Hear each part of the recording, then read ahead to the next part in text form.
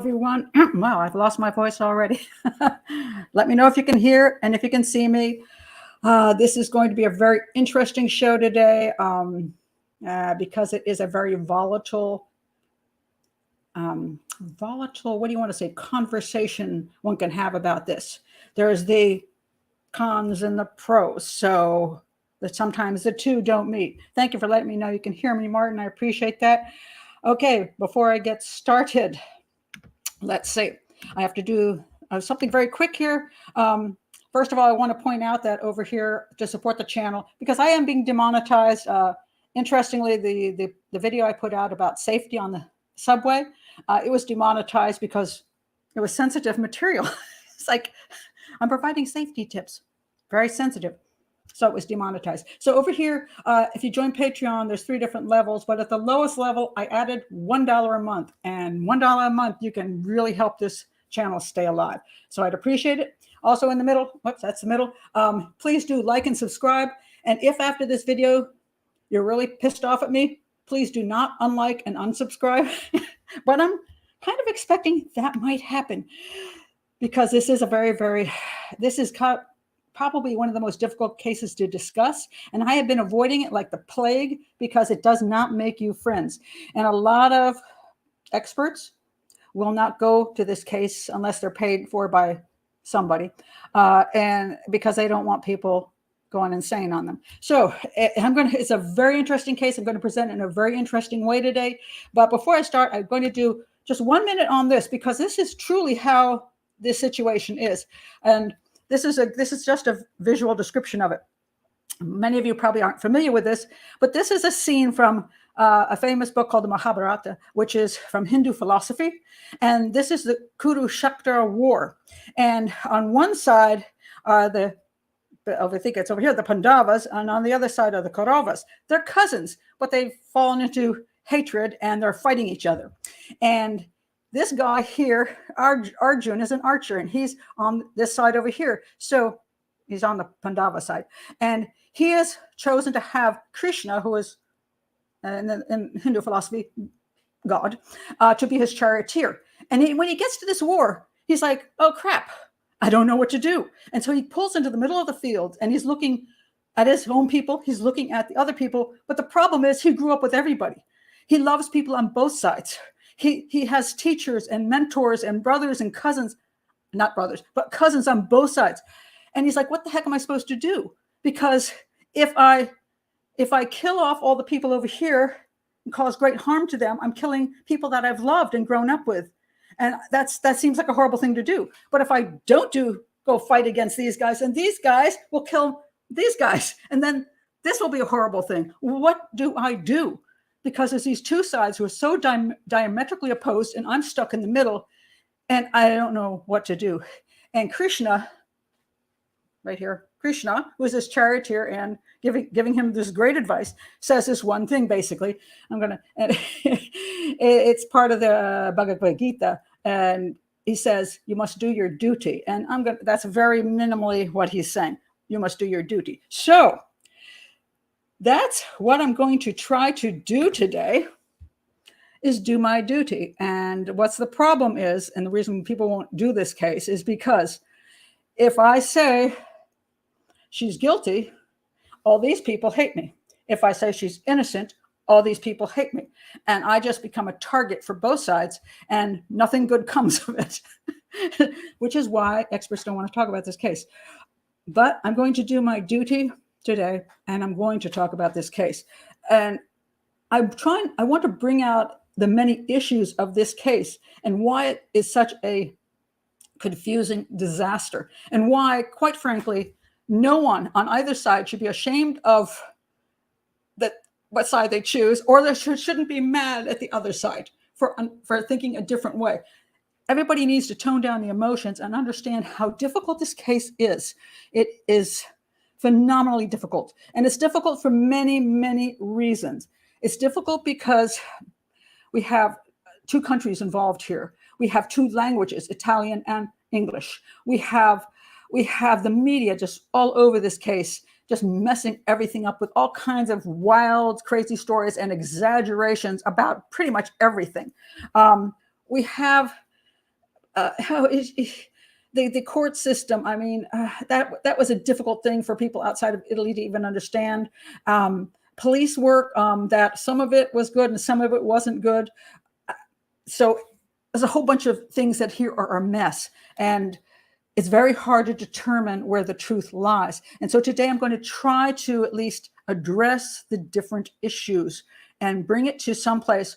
I'll tell you where I stand at the end of all of this. I'm not going to hide from it, but it's very, very difficult case to talk about. But before we even start, I just want to say one thing. This is Meredith Kercher. Remember her? Yeah, this is the girl that was murdered. And sadly enough, pretty much everybody thinks of Meredith Kercher as the girl that got murdered. They think more about everybody else involved in this case. And Meredith Kercher's life ended in a horrible night in Perugia. And nobody except maybe her family and friends say, wait a minute, she was and is a person. She was a person in herself, and she is a person in herself. She had a spirit, she had a life, she had things she loved doing. She gave to people. She's somebody. She's not just a murdered person. And I read John Kircher's book called Meredith. I recommend you do that. Unfortunately, John had died earlier this year under weird circumstances. And but he was trying to say, that's my daughter. That's my daughter. And what's really creepy about this whole thing is that now that the time has gone on, Rudy, and I'm gonna look at these but how to say these names, by the way, is a lot of questions about that. People disagree. I think his name is Rudy Gede. That I looked it up and tried to find out the proper pronunciation. Gede seems to be supposedly the French pronunciation. He's from Ivory Coast, which speaks French.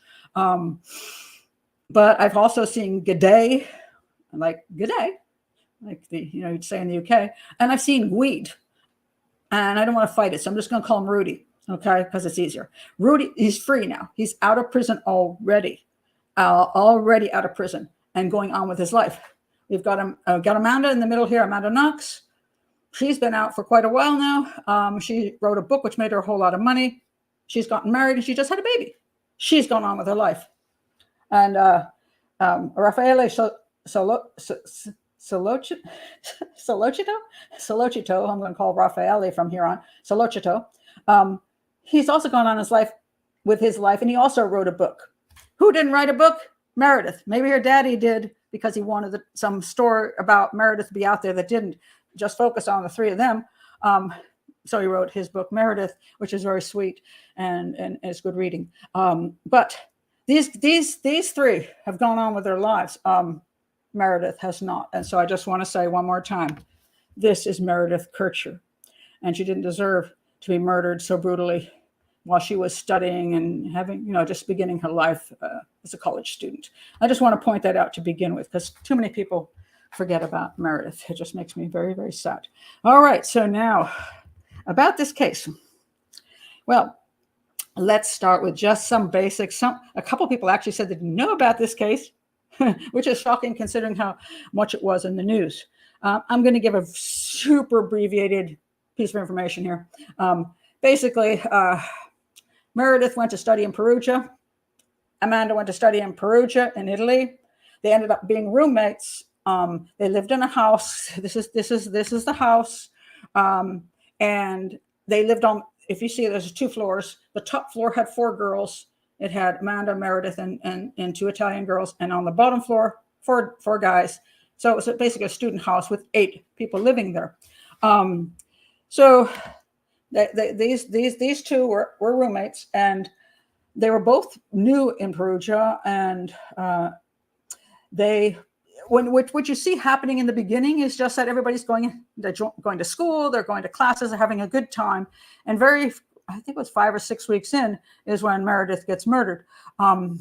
Meanwhile, Amanda, meets Raffaele Solocito. I think I'm saying that right.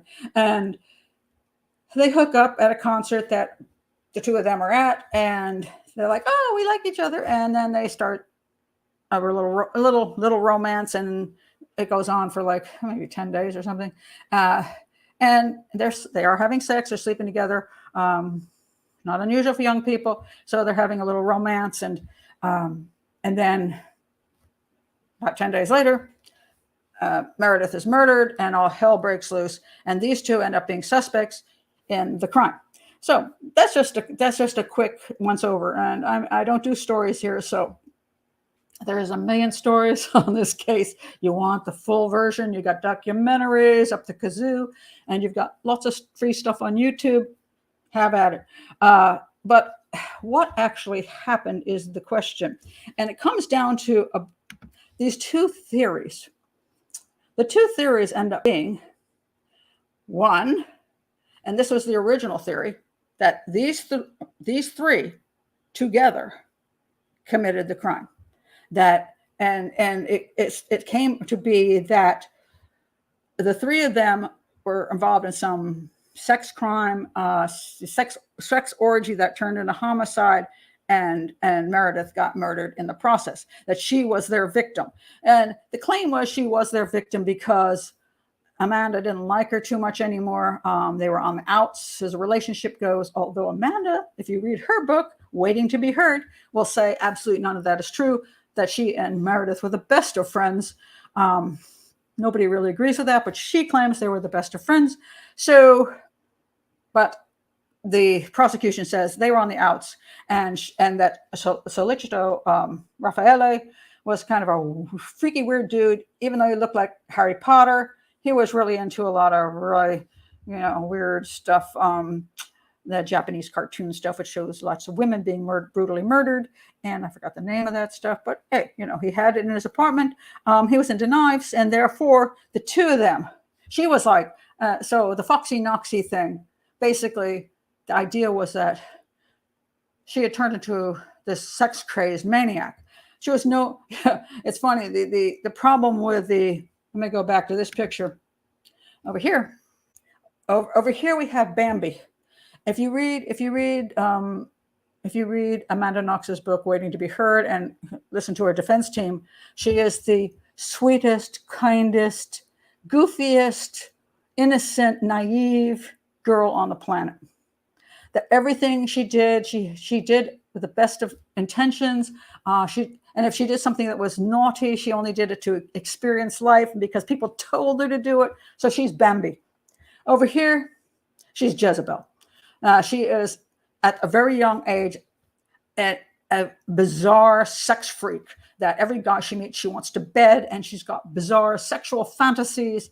And within a very short time of arriving in Italy, even though she's having some sexual experiences and she's got this new boyfriend, theoretically, that's not enough for her. So she's got to go. She wants to invite her boyfriend to get together and do some weird sex stuff on Meredith. Both of these, which is why both sides might not like me, are ridiculous. They're both not true. From what I can see, there's no legitimacy in either side.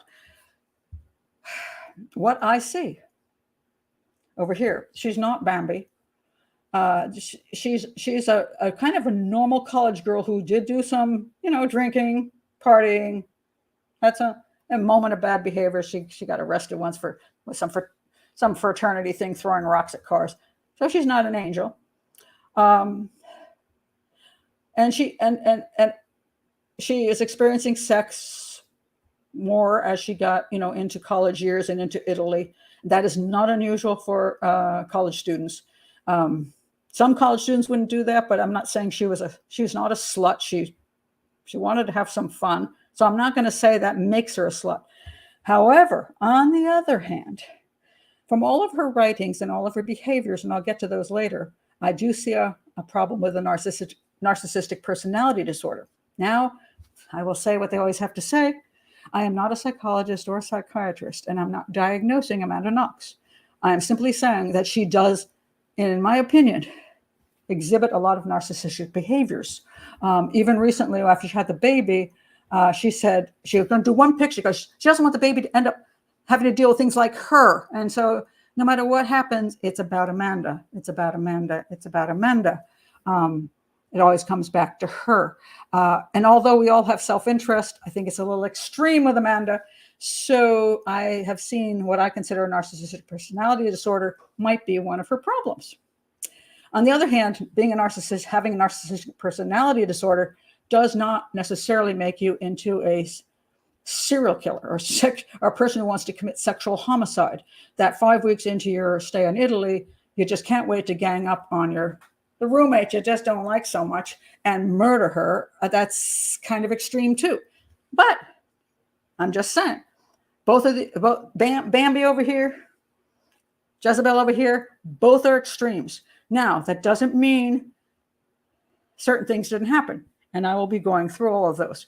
But I just want to set the stage for, we have Meredith in the middle, who just was seeming to be hanging around and enjoying her life in Italy. And then we have the entrance of these two characters into her life. We have Amanda and we have Raffaele.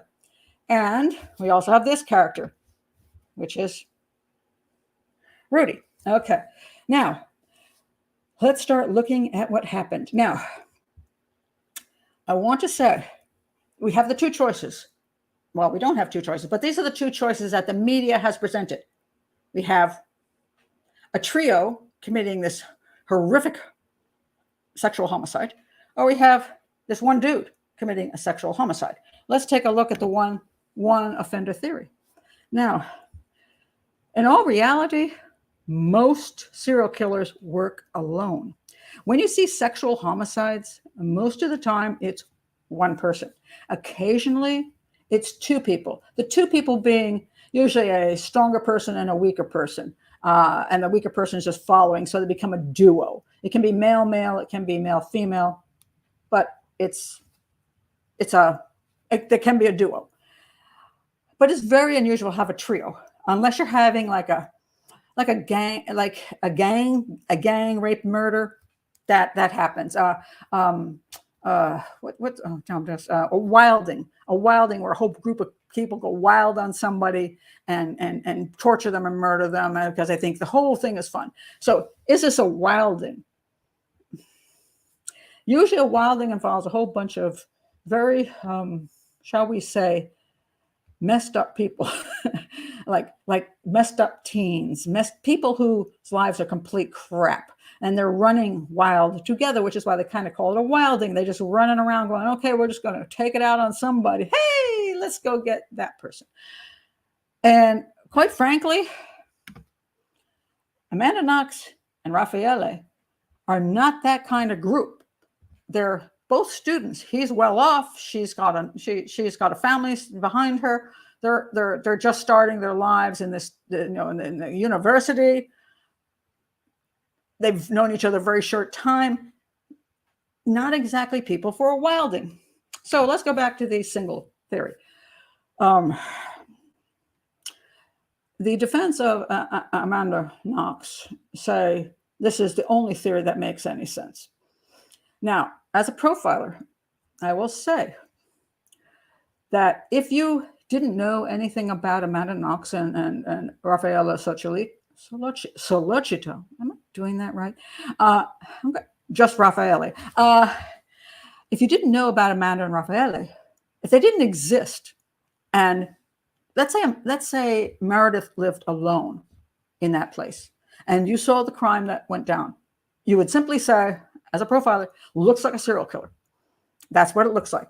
And by the way, burglary and serial killer, if people try to mess around with that stuff, he's not just a burglar, because many burglars are serial killers.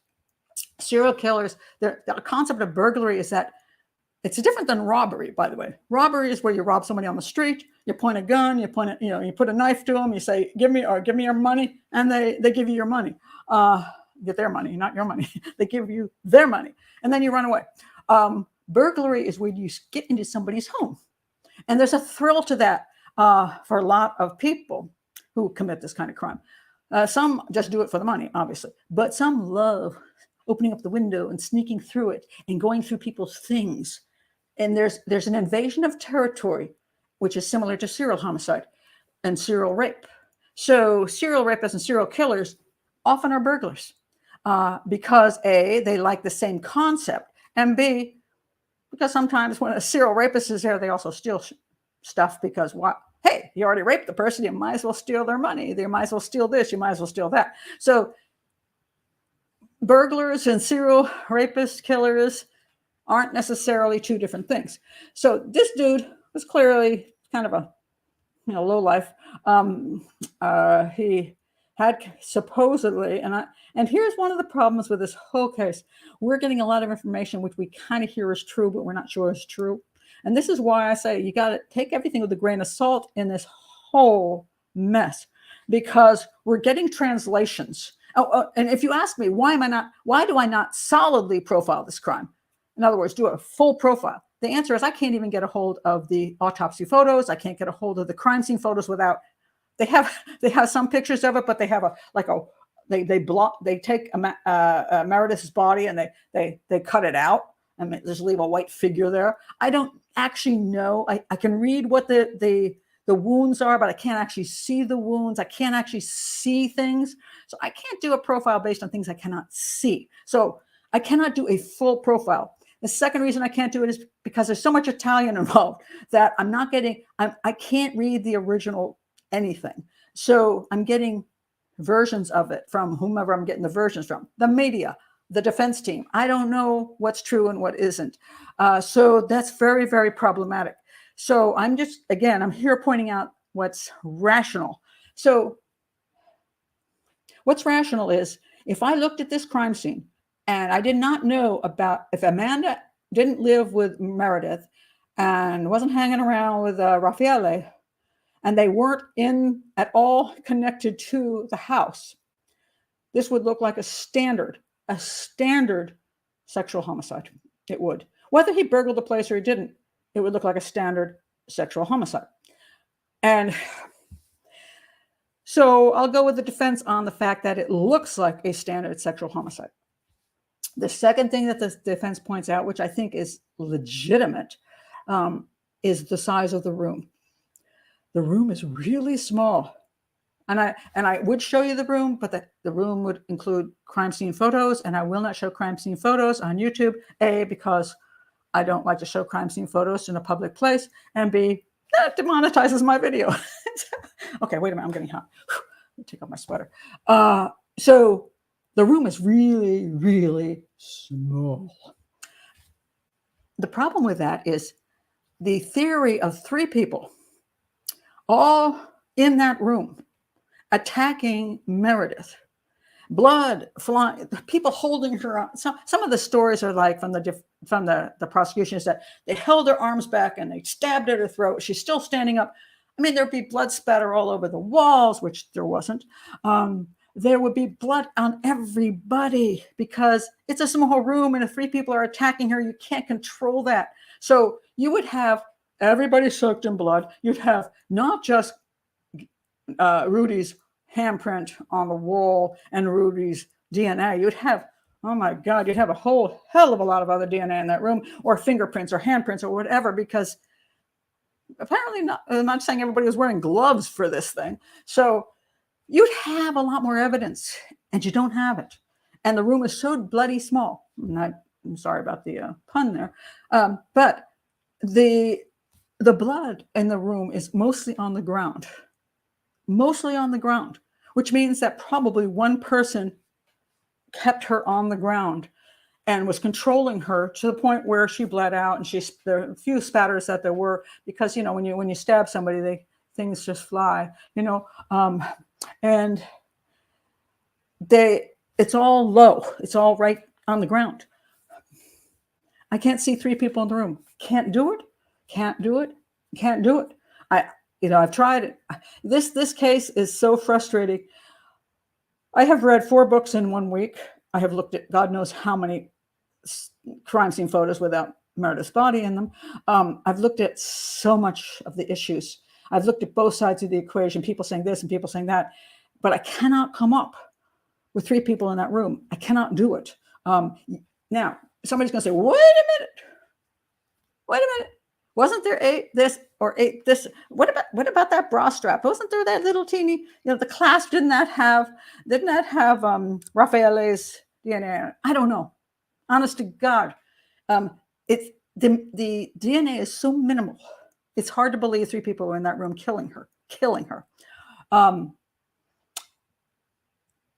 And I don't know, the reports on the forensics are so convoluted. I cannot fathom exactly where the truth lies on that. I'd like to, but I can't do it.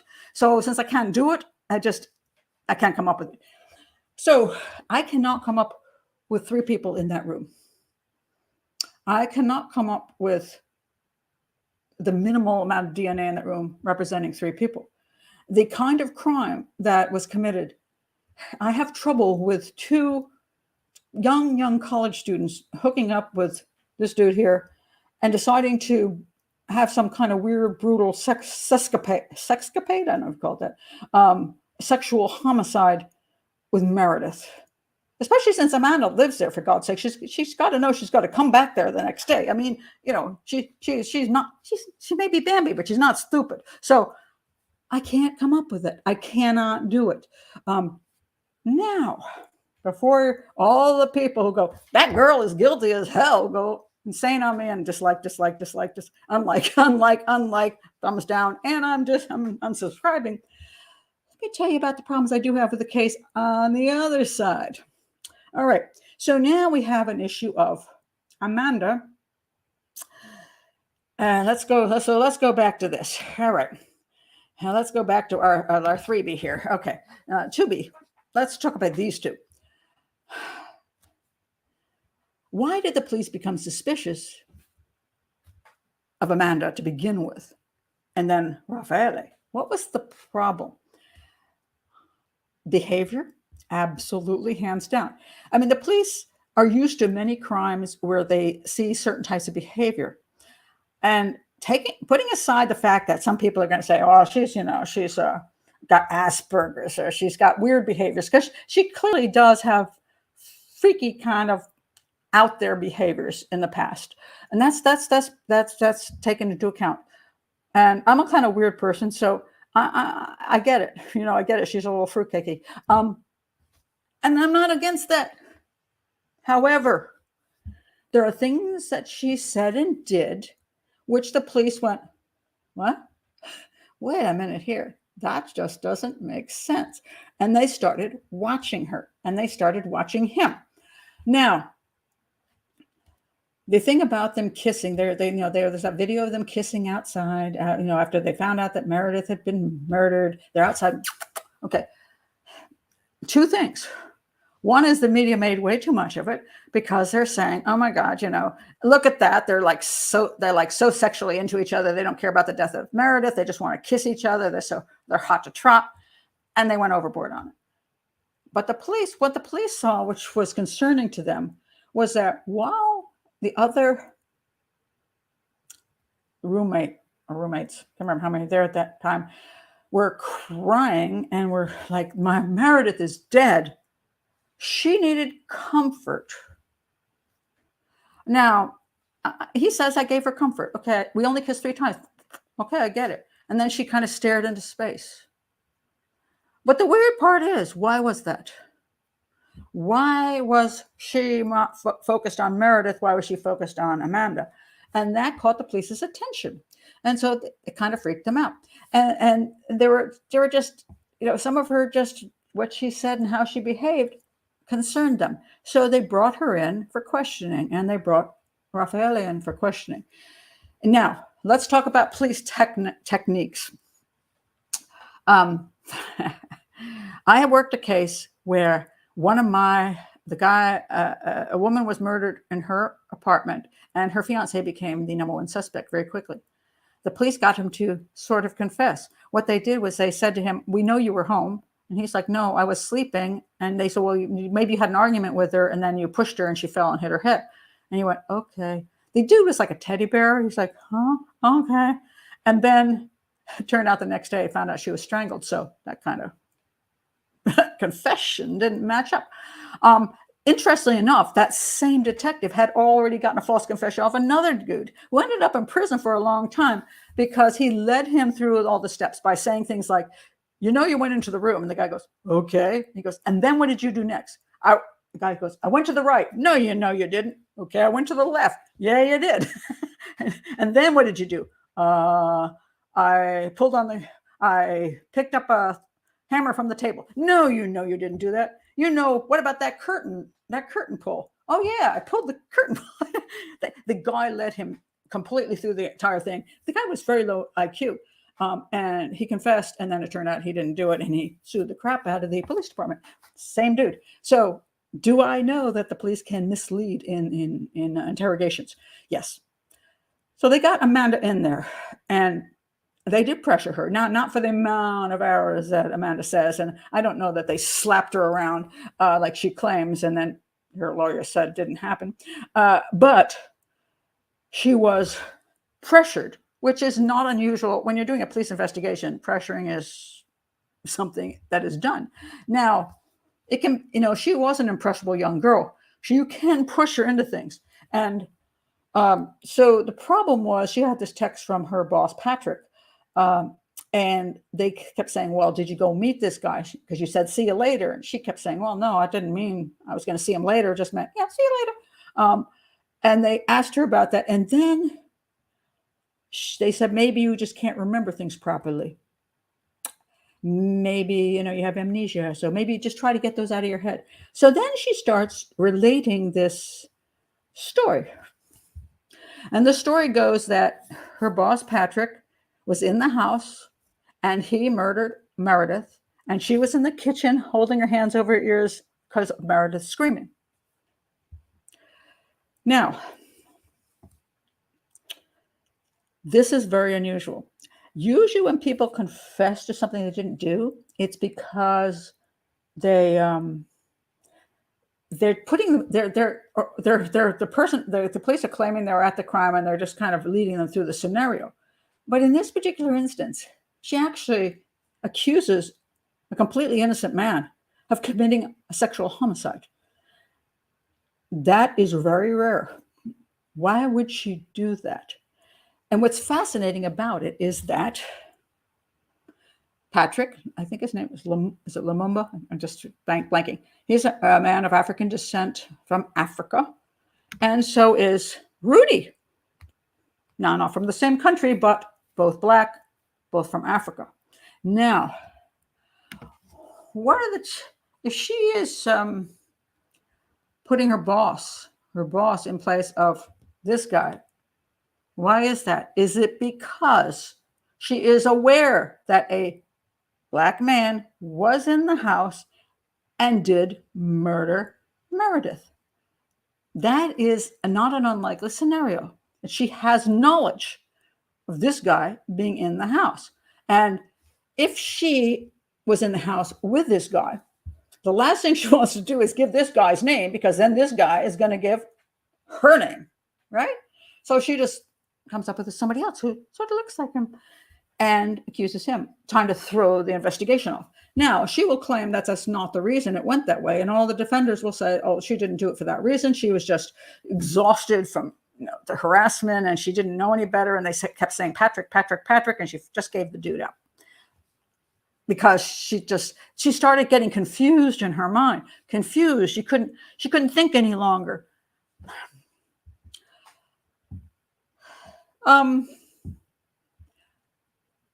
If you weren't there at your home for the entire night, if you were with your boyfriend for the entire night, I don't know what confusion there is, because you would have zero memory of being in your house. You would have zero evidence of a crime going down. You'd have nothing, absolutely nothing, because you were with him and then you were asleep. Unless you sleepwalk all the way back to your house and then imagine, I mean, this is a stretch. And this is why the police began to believe that Amanda Knox knew something and was possibly there, because she actually described the death of Meredith Kercher. So And she had so many bizarre behaviors, and the bizarre behaviors, like doing the cartwheel supposedly while she was waiting, and doing handstand, whatever she was doing. No, sorry, handstand. She was doing splits. She admits she did that just to, she might do that because she's kooky, but at a certain point in your life, when you're in a police station, your friend has been brutally murdered, and you are either a witness or a suspect. Usually, you have enough sense to at least understand that this is not a joke. But apparently her behaviors showed lack of any kind of concern that her friend had died, except for the moment where her friends commented that, I hope she didn't die painfully. And she says, she fucking bled out. What are you talking about? And they were like, no. When she said they bled out, she bled out. When she knew, that's what the police thought, that Meredith had bled out. How would she know that? Well, obviously, if you're stabbed in the neck with a knife, you can probably guess that. But on the other hand, that was what got her, that she bled out. And that interests me. And I'm going to tell you later why that interests me. Why the one time that she shows emotion is it that Meredith bled out.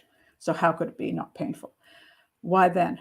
Why not other times? Why not just the thought of her dying, the thought of her losing her life? Why that? All right.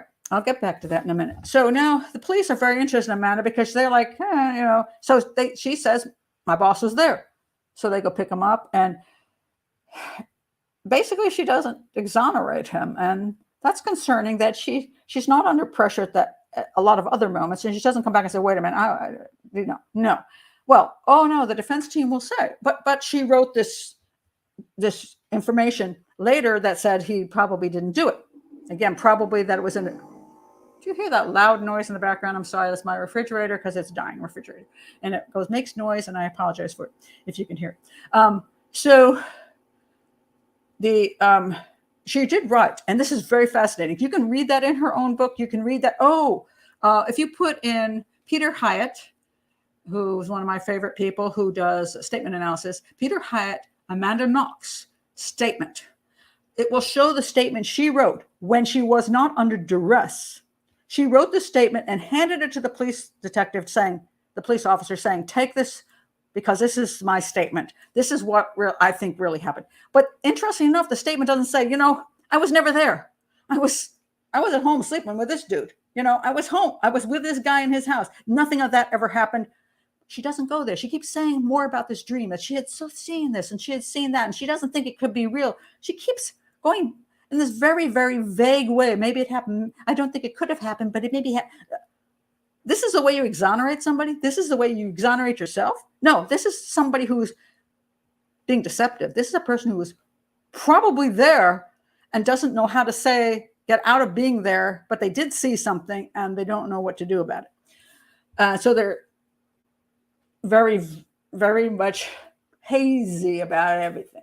So she wrote this statement herself, and Peter Hyatt's statement analysis is very fascinating, and I agree with him on that. She is deceptive. And the question is, why is she deceptive? Okay, so now that's why the police think Amanda was involved. Now, why do they think Raffaele was involved? Well, because it was Amanda's girlfriend. And at the time, what did I just say? Is Amanda's girlfriend? Amanda was his girlfriend at the time. No, these days, his girlfriend at the time, for like a week. And they were supposedly together. He was her alibi. And they brought him in, they questioned him. And at some point he said she wasn't there. She left at 9:00. I don't know where she was for a while. Which is interesting. And this was the whole thing they used against Amanda. They're like, well, your new boyfriend just threw you under the bus. Said you weren't there, so your alibi is gone. Was he pressured into saying that, or was she really just not there for a number of hours? And the question is, did these two do something together? Because there was that issue about them both turning their phones off at the same time, and therefore maybe this was this huge plan to go kill Meredith, and I don't know how Rudy got involved, but they all planned to kill Meredith, so they turned their phones off and went over and knocked her off.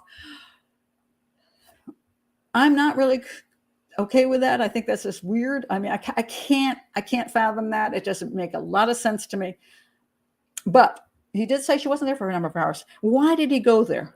And maybe he went there because she wasn't there for a number of hours.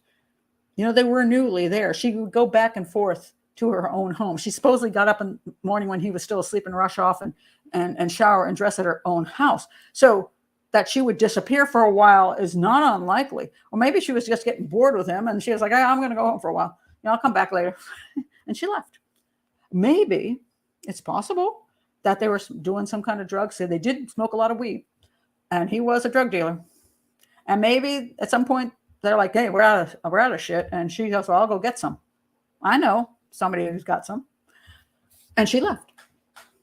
I don't know that's what happened, because the problem with this case is a lot of speculation because we don't have specific information. So we don't know. Now, all right. So that's why they looked at, but that's why the police looked at these two. But then when they did fingerprint analysis, oh my God, this dude showed up. And now this guy, his DNA and his fingerprints and everything else are all over the scene. Now they have a problem. It looks like a sexual homicide committed by one person. But they got these weasels. And they're like, what's up with these weasels? Why are these guys, why does she say she knows what happened and she sounds like she was actually there? Why were they acting suspicious the morning of the, what is going on? The bleach issues. I suppose that they suddenly had to go out and buy bleach and clean things. There's all kinds of things about this girl I don't trust. And he seems to be in with her. So is it him alone and so they went with this theory that all three committed the crime. All right. So now let's go to the fact that let's look at, did all three commit the crime? And again, I have to say, I don't have them. There's a few things that are like maybe link them smallly, and I just can't put it there. But now let me go and talk about how there's some issues that look at this guy and say, there's things that happen that don't make sense that would have happened if it was just him. Okay, so now see, I can piss off one side, I can piss off the other. All right, so here's the story. Let me have something to drink.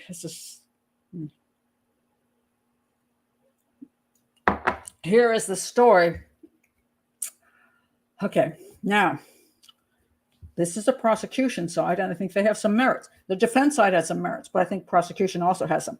Their claim. Okay, so here's what supposedly happened. The prosecution says, we don't think this guy broke into the house. We think he was let into the house. And the defense goes, oh, that's not true, because it's very clear. And here is the issue. See this window here? Over here. This is one of the roommates' windows, and I'm not going to do her name because I can never do names. Okay, so this is the window that is not Meredith's room. Her room is down this way. Anyway, this is one place you can get into the house. This is a door here, but the door is supposedly locked, although kind of crappily locked. Sometimes it just doesn't seem to work real well. But anyway, supposedly Rudy didn't go through here. He supposedly, according to the defense, threw a rock, possibly from this location here, through the window, and they smashed the window because it was smashed. You see here over here, see that broken window? Yep, that window's broken. And over here, you see the rock that came into the room, theoretically. Here's a better picture of the rock. There's the rock. It supposedly came through the window and smashed into this bag, and there it is. And then you have more, you can see glass on the window here. You can see the big, huge broken spot here. So supposedly, according to the defense, I'd say, wait a minute. Yeah, the defense. I get confused in this case. Rudy basically threw a rock through this window and then climbed up and jumped in the window. Now, if you go on YouTube, you can find a video and you can put in, Amanda Knox, rock window, how he got in. And you can find this video that the defense did. And it's a really cool video. They show this guy, and this guy comes over here. See, down below, there's another window down below. So he's way down here on the ground. And then there's some bars on this window, so you can climb up the bars. He gets here, and then he just gets up here really quick. And it shows how easy it is to go from the bottom here up to the top. Now, if you're looking at that, are you saying to yourself, that's an easy climb? I'm not going to say it's an easy climb. Now, would you have to be athletic? Probably. Do you know who they got to do this video? They got a rock climber. They got a rock climber. Now, you only see one shot of the rock climber going up. You don't know how many times the rock climber had to work on this. He just says when he gets up there, oh, see, that was so easy. But you also don't see the rock climber dealing with the fact that, A, the windows are closed. They were closed most of the way. So how the hell do you throw a rock, even from here, through the window if the shutters are closed? Isn't that a problem? Okay, so then you have to come up with a theory. Okay, so what he did was he climbed up, opened those shutters, then he either climbed down and then threw the rock, or he climbed up with the 8-pound rock, supposedly 8-9-pound rock, pretty heavy damn rock. Why the hell do you need that big a rock? You know what I mean? And then you throw that through the window, and their claim then is after he did that, he then took the sharp pieces out of the window and laid them down. So he's got them laying here. He took them out of this window and he laid them in a row. And I'm like, okay, wait a minute here. All right, let's go back here. First of all, if you get up, if you're throwing a rock and there's sharp edges and you're coming up with, you got this problem, because when you grab onto the windowsill, you like cut your hands open. Okay. So you need to have gloves, thick gloves. Well, if that's true, you smash those things out of the window. You go like this. You don't lay them down so then you can sit on the damn things or cut your leg as you're going over. What the hell would you do that for? It makes no sense at all. And on top of that, you see this area here? It was a wet and soggy night. There's dirt at the bottom, leaves at the bottom. Are you going to tell me a dude, first of all, he doesn't have those climbing boots on. He's got regular tennis shoes, so he can't grip the wall well. So it's already a problem there. But he doesn't leave one mark on the wall or below. So in other words, you don't see footprints. You don't see disturbed anything. You don't see him climbing up there and putting smudges on the wall. Nothing. It's clean. I'm sorry. I don't buy it. It makes no sense. Now, so the prosecution says, well, we don't believe this guy broke into the house. We believe he was let into the house. Therefore, we think this is staged. Now, let's go back and look at the possible staging. The prosecution claims that the shutters were closed and the rock was thrown from inside. And that's why when you open the shutters, all the glass is just sitting there on the window because it can't fall out, which is interesting because the defense doesn't explain why none of the glass fell on the outside of the window. You throw a rock, things smash everywhere. Something falls out. If you're trying to climb in a window, chances are some of the glass is going to fall down. But none of the glass fell down. So the prosecution's claiming the windows were closed, the rock was thrown from the inside and then just tossed onto the ground. There's a lot more to this. It gets very complicated. It does. And, even that fact, here's another point. It's very possible also that if they wanted to stage a scene, could walk in the room, open the shutters, then go outside and throw a damn rock through the thing. But they open the shutters first. I don't want, it's so complicated. And what happens with this kind of thing is that when a team has a lot of time to think about things, they will create every single scenario possible. The defense also came up with a really interesting, they did a whole room where they had a fake glass window and all this crap. They threw rocks to prove everything. Well, sometimes when you do these reenactments, it's fine. They do them like 20 times and they pick the one that matches. So you can't believe that. Here, I have a problem with this. Rudy, yes, it is true that he supposedly has broken into some places with a rock. But this was a stupid place to break into with a rock because it's very high up. It's a lot of work. It's the night. It's slippery. It's slimy. It's really, and then nothing was stolen except for supposedly what's in Meredith's room. So it's hard to believe. It's hard to believe. And the defense puts across a theory that he knew that there'll be money lying around the house because it was rent time. And he spent some time downstairs with the young man below. really, that's what they talked about, was when we're leaving cash around the house for just, we're all collecting our cash now. We're going to turn it in on November 2nd. And that's why cash is lying around the house. Here's a guy he's befriended the guys downstairs. I'm going to say it's a lot easier just to go upstairs. And since the girls never lock the rooms, just open the doors and paw around in there. You don't have to break in if you don't have to. I don't see it. Now, here's where the police and the prosecution side came in. They said, look, if this wasn't a real break-in, who the hell would want to stage it? And the answer they came up with was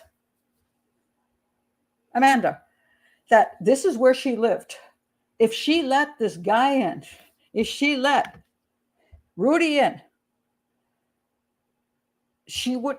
The problem is, if there's no sign of breaking and entering, then somebody who lives there with a key let the dude in. Now, that's not exactly true. You can knock on a door and people open the door all the time. People just forget that. But anyway, the fear is, oh my God, if I did let this guy in or brought him home or for whatever I was doing and he killed somebody, or we were all involved in killing somebody, they're going to say we had something to do with it. So if we stage a break-in, it'll look like somebody else did it. That's why you stage a break-in. And the person who would want to stage a break-in is somebody who lives in the house. Now, Raffaele didn't live there. The other girls were out of town. The only one left was Amanda, which is why she became a suspect in this crime as staging the crime. Okay, so now we've got the possibility this was staged. Now, here's the second thing that is a really big issue. It's this. Let me find it. Where'd it go? Hello. Well, that is the weirdest thing. How is that missing? Hold on a second. Actually, is missing. It's funny, sometimes when you do these things, let me see if I can pull it up here. I'm going to have to. There it is. Okay. Why didn't it show up before? Okay, I'm going to do this. There we go. Okay. Sorry about the extra time this is taking, but now we have it. Okay. All right. Now, this is the outside of the door. Now, I'm not showing you the crime scene photos, which have the blood, because they'll do me in again. YouTube. Thank you, YouTube. But I'm going to be very careful, YouTube. So please stop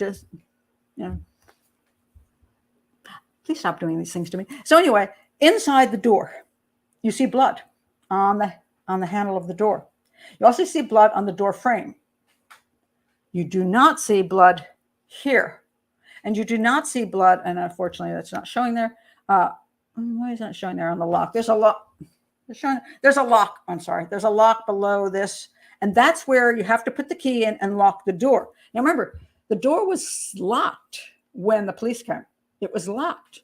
Now, Rudy they had actual photo of shoe prints of him coming out of Meredith's room, running straight to the door of the top floor of the apartment, of the house. They had him running straight there. They did not have his shoe prints turning around toward the door in order to lock it. There's also not one shred of blood. If he had to hold the door and lock it, he might have had blood on this hand, or he certainly would have blood on this hand. Some blood would be on the outside of the door. There is none. So who locked the door? And quite frankly, once you've committed a crime like that and he left the front door open. So what the heck? I mean, just get the hell out of there. I mean, he's got no reason to stop and lock that door to slow down anything so nobody sees things. He just run out the front door. Who locked the door? And that's a problem. Here's another problem. And I can't show you a photo of this because, again, it's concerning. The duvet was put over on top of Meredith. And it's interesting. The prosecution said, in order to condemn Amanda, is that a guy like this isn't going to cover a body. That's a female thing. Well, first of all, it's not necessarily true. I have seen serial killers who are male who cover bodies. Now, usually what the FBI has always said for years is that they cover the body because they feel remorse. I'm like, hey, it's a psychopath. They don't feel any remorse at all. What are you talking about? There's no remorse. The reason sometimes they cover the body is sometimes almost like, yeah, well, that's the end of you, or Or maybe because they were concerned if somebody looks in the window, they would see the body, so they covered up to save some time. People seeing the body on the floor, they might do that. But in this case, nobody was going to see Amanda's body. They're not going to see Meredith's body on the floor. Why was she covered? I just don't think he had a need to cover her. It seems like maybe somebody else did. There was also this whole thing about Rudy saying he tried to stem the blood by putting a towel around on her neck and trying to stem the blood. Again, what does he give a crap? I mean, he's a serial killer. He's not going to care. If he raped the girl, which I clearly believe, there's a DNA issue about whether he was successful at raping her, but regardless, his DNA is all over that girl. So Rudy was there. He assaulted Meredith and did some sexual things because her pants were off and her bra was off. So he's basically a serial killer. He's not going to try to stop her bleeding. Now, his claim is that what happened was he was hanging out supposedly maybe with Amanda and Raffaele, and he went to the bathroom for like 15 minutes because he ate bad food. Then when he came out, after not flushing into it, after he came out, he found that they were already like brutalizing Meredith. So he said, "Oh, this sounds like fun." So he jumped in, but he didn't intend to kill her, and she accidentally got stabbed with a knife, and then they all ran away, and he tried to stem. What did I say? Stench. Stem the bleeding. Stem the bleeding with the towel and save her life, which didn't work, so he ran away too. I don't believe that for a minute. But did somebody try to stop the bleeding? This is the question. Did somebody try to stop the bleeding? And here is where my theory comes in. And this is going to be my theory. And I think every side will hate me for it because I can't come up with a better theory. And I'm not going to say it's an accurate theory because I'm lacking crime scene photos. I'm lacking everything pretty much. But from what I know from serial homicides and how people behave, this is my closest theory that I can come up with that makes any damn sense. It makes far more sense to me that Amanda might have left Raffaele at home. I mean, she only knew him for a little bit, so it was like she was obsessed with staying with him every single moment of his life. And he said he was more for her than she was for him. So, whatever. She was having fun. She left for whatever reasons, perhaps because she knew she could get drugs. This guy's a drug dealer. He played at the basketball court. He's been to her house. I don't know if they had a deal to meet up or whether she went by the area he would be in and found him. I don't know. I believe she let him into the house. I believe there's possibly some drug deal going on. Maybe just doing drugs. Maybe just hanging out. Some people think that she went ahead and had sex with him because he's, she was getting a little bored with Raffaele, so she thought she'd hook up with him for a while, doing some drugs, hang out with him. And some people think that she might have stolen Meredith's money to pay for drugs. I don't know.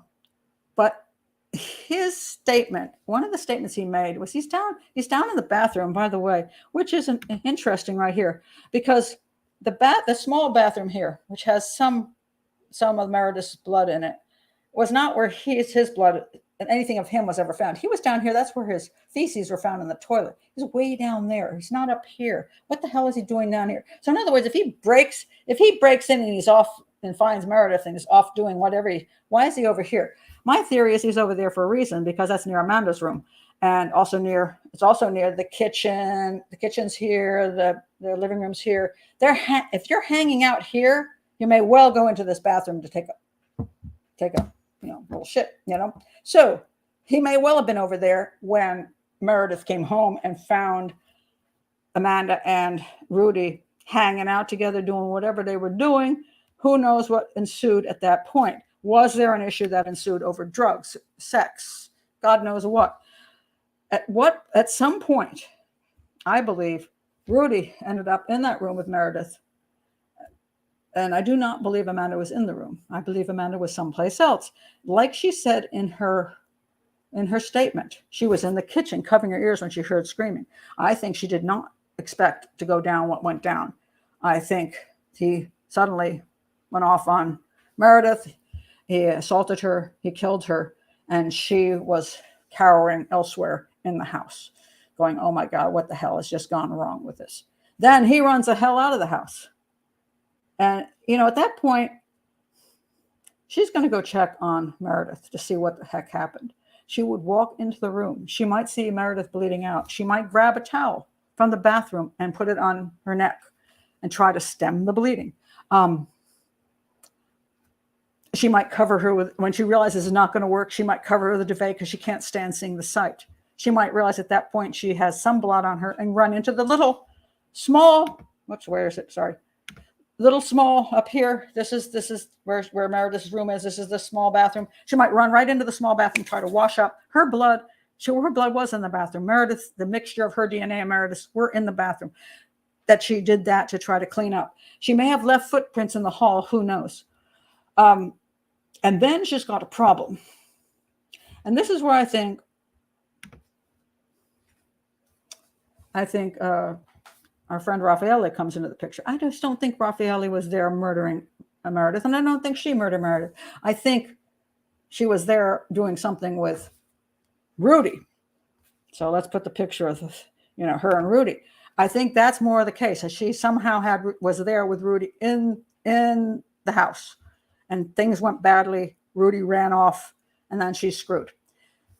I think that's why the crime was staged with the rock in the window, because that would at least say he broke in. She didn't let him in.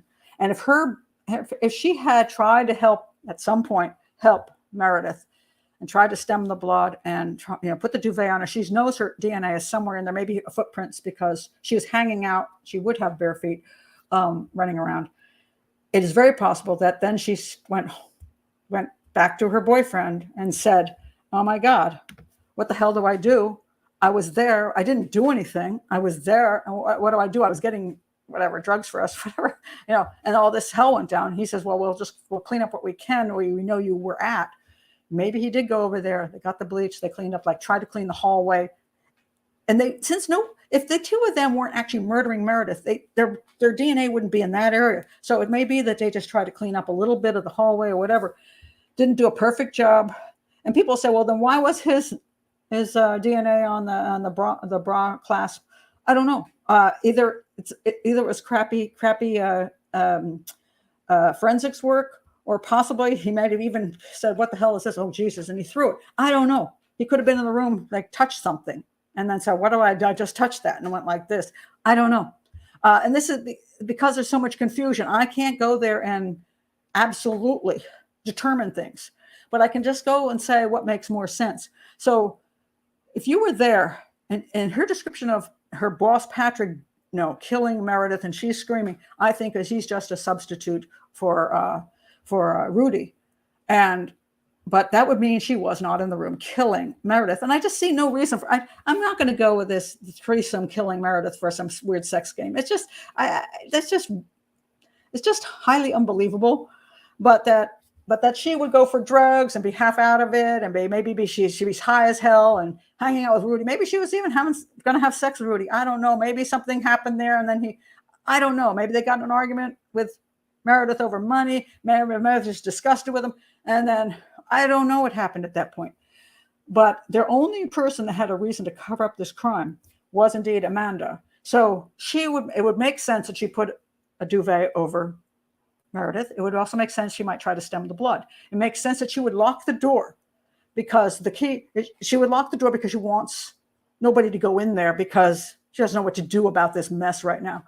And it would make sense that she might do some cleaning. It makes sense that she would stage that an intruder came in, because she doesn't want to admit she let Rudy in. Because if she let Rudy in and then Meredith gets murdered, she's going down.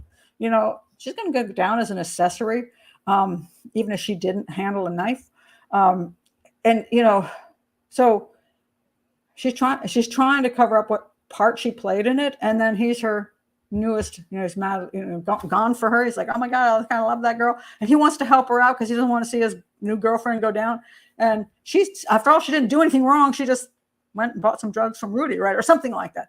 And so I think here is my final conclusion on this. And I say, I can only make this conclusion based on the fact that everything's limited. And I know what's going to happen is people from both sides are going to come in and attack. How could you ignore this? How could you ignore that? I'm going to stand on what makes most sense. What the evidence that is clear, which is reasonable, tells me happened.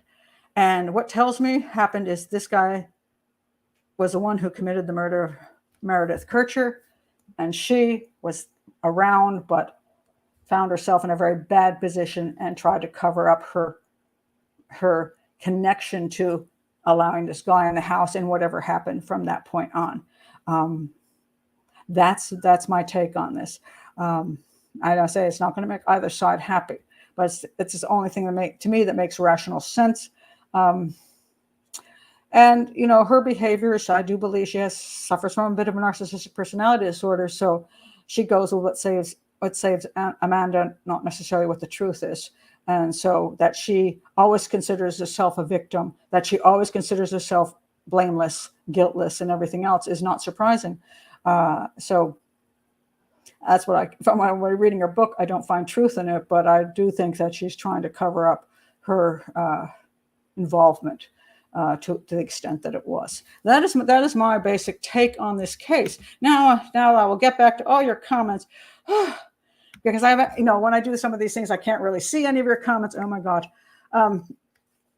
So yes, now I'm sure all the comments are coming in, and you can comment below, but believe me, if you're going to be nasty below, if you're going to say you're an idiot or absolutely you aren't paying attention, I'm just going to delete your comments and possibly block you from the channel, because we don't need to be nasty about this. Okay. As I pointed out, I understand both sides of this whole debacle. We have limited information. It's very confusing information.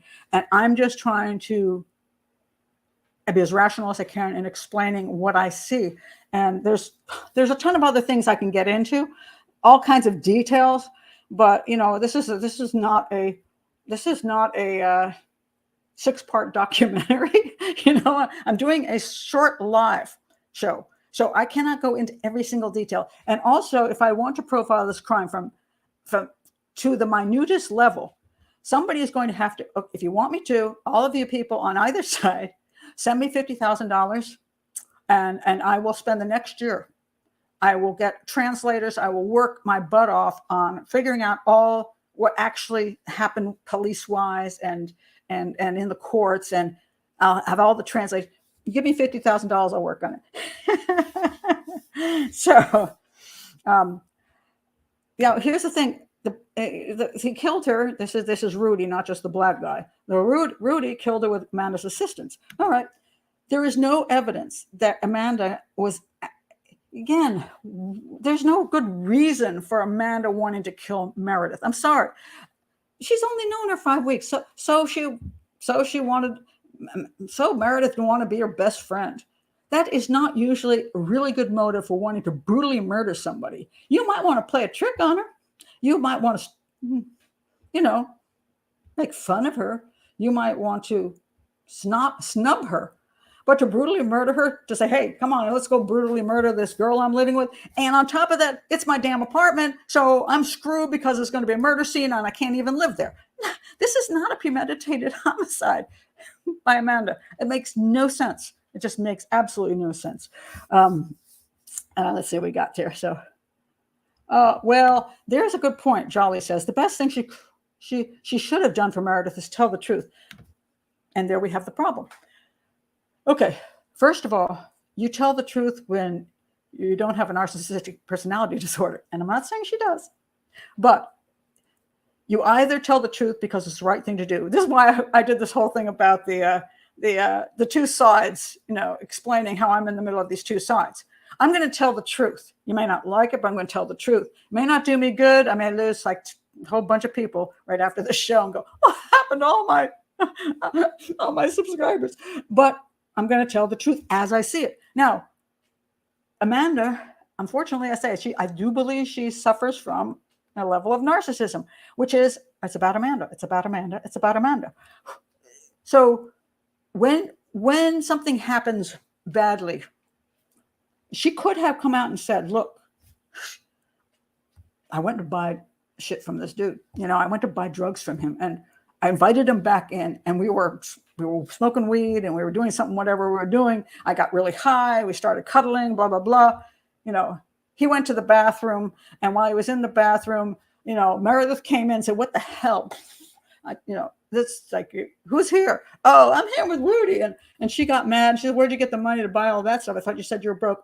I borrowed a little bit out of your room. I don't know what happened. And then a fight ensued. And then Amanda, she walked out. He came in. I don't know what happened. I don't. And she could have told the police exactly what happened in that house if she were there. Why didn't she? Well, the problem is it puts her in a position of being arrested, quite frankly.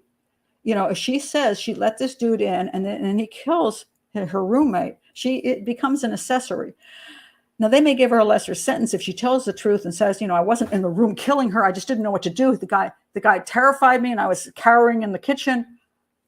They might have let her off with a small sentence or maybe not at all. But, if you don't know that and you think you're going to go down and stay in an Italian prison, you may just say, "I wasn't there. I was not there." Then when they say, "Well, we think you were there," and you come up with a fake guy, your boss, Patrick, to replace him, that way maybe none of the truth will ever come out because Patrick clearly didn't do anything. So therefore, it wouldn't make sense and his DNA isn't there. And unfortunately for her, this guy's DNA showed up. But so they actually found the guy that did it. And he happened to also be Black and from Africa. So the police did not walk away from the suspicion of Amanda, that she had some part in something. And especially if then you start staging a crime to take away your involvement of any sort, you now are in more trouble than if you just left it. In other words, if she had just gone in and said, "Oh my God, she's dying," and called 911, she'd be in a lot better shape. And people say, "Well, why wouldn't she have done that?" 911 is not what you use in Italy, but that's what we use in the US. Why wouldn't she have done that? Because she let the guy in. And sometimes people who are very narcissistic, and I'm not saying that she is, but concerning her weird behaviors in the past, she doesn't make the best choices based on how other people see things. She sees things in her own way, which is a narcissistic tendency. It's not to say, this is what it looks like to other people, because she doesn't consider other people. So if it looks that way to her, that's the thing that matters. So her choices may not be the best because she sees things in a very jaded fashion. Aw, isn't that the sweetest thing ever? Aw. Red Zeppelin says, "Pat, you are a legend. I love your conclusions and the path to reach them." Thank you. I mean, I never claim to be right. I'm trying to educate. I keep saying this over and over again. I'm here to educate, not to just say stuff. I want you to understand my thinking process. You don't have to agree with it, but I'm trying to teach a thinking process and what makes sense and what doesn't based on my 2 decades of experience. As I've seen stuff like, yes, I have seen police interrogations that really, they just planted all that crap in the person's mind. And so I'm not ignorant of that, but the way the stuff that she said just didn't ring true to me, especially when she wrote her own confession when she wasn't under stress. Hey, it's too bad I got here late. I lost Pat's version. What do you mean? This is recorded. You can go back and see everything. At least I hope it's recorded. God knows, with all the problems I have. Oh yes, I will agree with this. Forever Young says Mignini, which is the prosecutor, I believe, is that the prosecutor, made up the cult and sex game stuff. He was all into that and not objective at all. You are absolutely correct about that. Whoa, was he like he was down a rabbit hole and a half. I don't know, this is the problem. Defense teams, prosecutions, people in the internet universe, God knows, and they can go, this cult thing and this satanic thing and this bizarre sex games things is so overblown. And I'm not sure why it's so overblown. Now, does it ever happen? Yes, it does, but only under certain conditions. And this was not one of them. This was definitely not one of them. Just because Rudy had what's it called? Manga? You can correct me. Manga. Yeah, that's some creepy shit. I've seen it. It's sick. I'm not going to say it's not sick. But I think,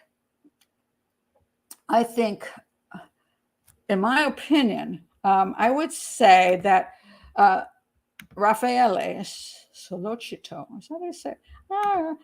Raffaele. Yeah, let me put him back up here. Raffaele over here. Amanda thought of him as Harry Potter, and indeed, he looks like Harry Potter. He is kind of a very inward guy.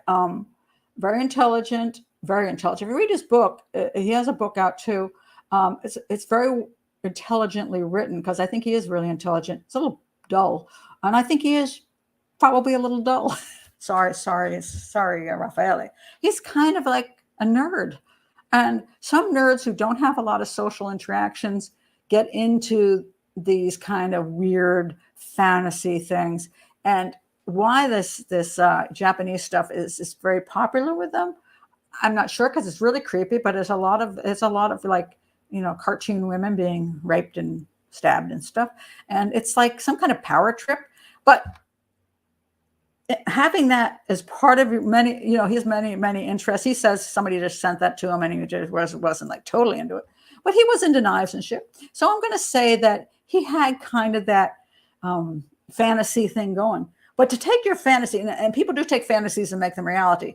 But after 10 days of getting to know this girl, like suddenly you're just going to go and brutalize her roommate. It's just, I'm having trouble with that. I mean, it's unrealistic. And just because you have those interests doesn't mean you're rushing to do that. Now, if he had a history of weird stuff, then I would say it's different. And there are cases where I've said, look, I think these guys are involved in a very violent, horrible crime. And you can look at years of creepy stuff that they've done, and that doesn't come there. Oh, hi. Let's see what Barbara says. I've always felt that somehow, somewhere she was there. I'm not saying she killed her, but she knew what happened. I agree. That's what I think. I think, intelligent, but no common sense. Oh, I thought that was me you were talking about. Okay. So, yeah, intelligent, but no common sense. I think he was enamored, by her. He finally got sex. He was a Harry Potter creature, and he finally got this girl who just basically just came right at him. And I think he said he was like kind of like under the, some people say under a spell, but I think he was just enamored by her. And I think that he would try to save her for something she didn't do. I don't think he's going to join her stabbing to death her roommate. I mean, I just don't. I think there is some issues with some of the DNA collections, and I just don't know in that sense. But I mean, again, if 3 people were in that room, all brutalizing that girl, you would see blood all over the walls. You would see blood all over them. You would have so many freaking footprints and stuff everywhere. Just not happening. Flutterbug says, no, Pat. Thank you. Believe me, some of my haters have said exactly those things. Let me see. Let's see what that. Oh, yes, this. Winter says Magnini tried to charge 20 people for the Monster of Florence crimes because of a Satanist angle he saw in a case. He's a sensationalist. I agree with you. I agree with you. I think he is. And it was really a shame that he got hold of this case. As I say, this case went haywire in so many directions, and it took away people's ability to be rational, because they started bubbling up these pictures in their heads of what happened, and it's unfortunately not necessarily true. So let me see what else people have to say here. I like that point. I think that's probably true. She said, I think you made this case make sense. Thank you. I hope I did. I said, this is not a case I really ever want. People kept asking me, do Amanda Knox. And I'm like, should I just offer myself up for the sacrifice? It's not going to go well.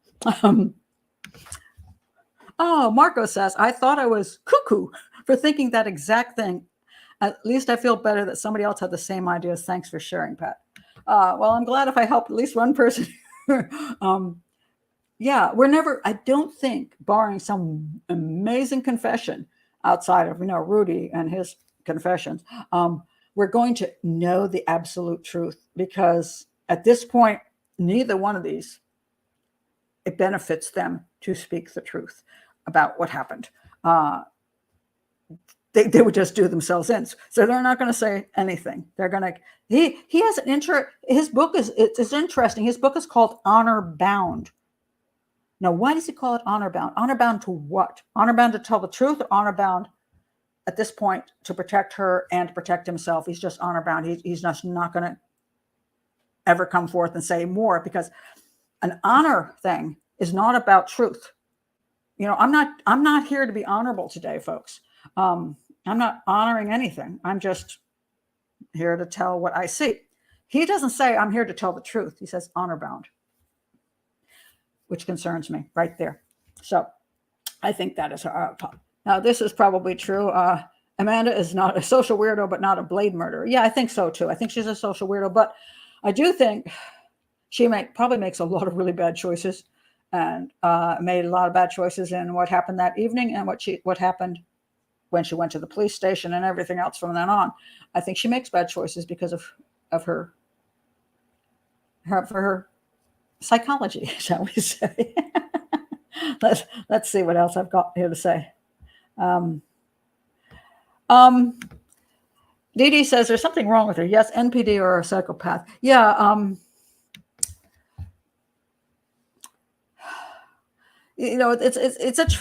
People always ask me, what's the difference between narcissism and psychopathy? And there's a line, there's a thin line, really thin line. And it's mostly a line in how we want to say things happen. I would say that when you get to psychopathy, you get to a point where you also have a lack of empathy, as do narcissists, but you also have taken yourself out of all of mainstream life, and you just are manipulating pieces on a chessboard constantly, and you don't care if you knock a few off.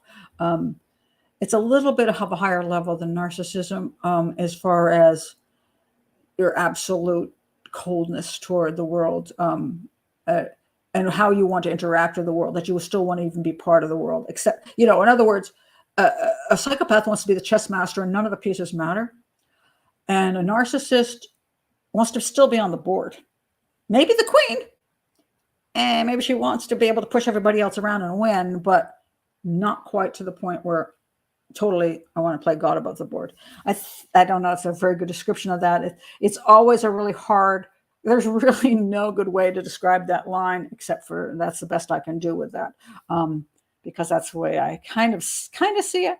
But I don't necessarily see her as a psychopath, but I do see some kind of personality disorder there.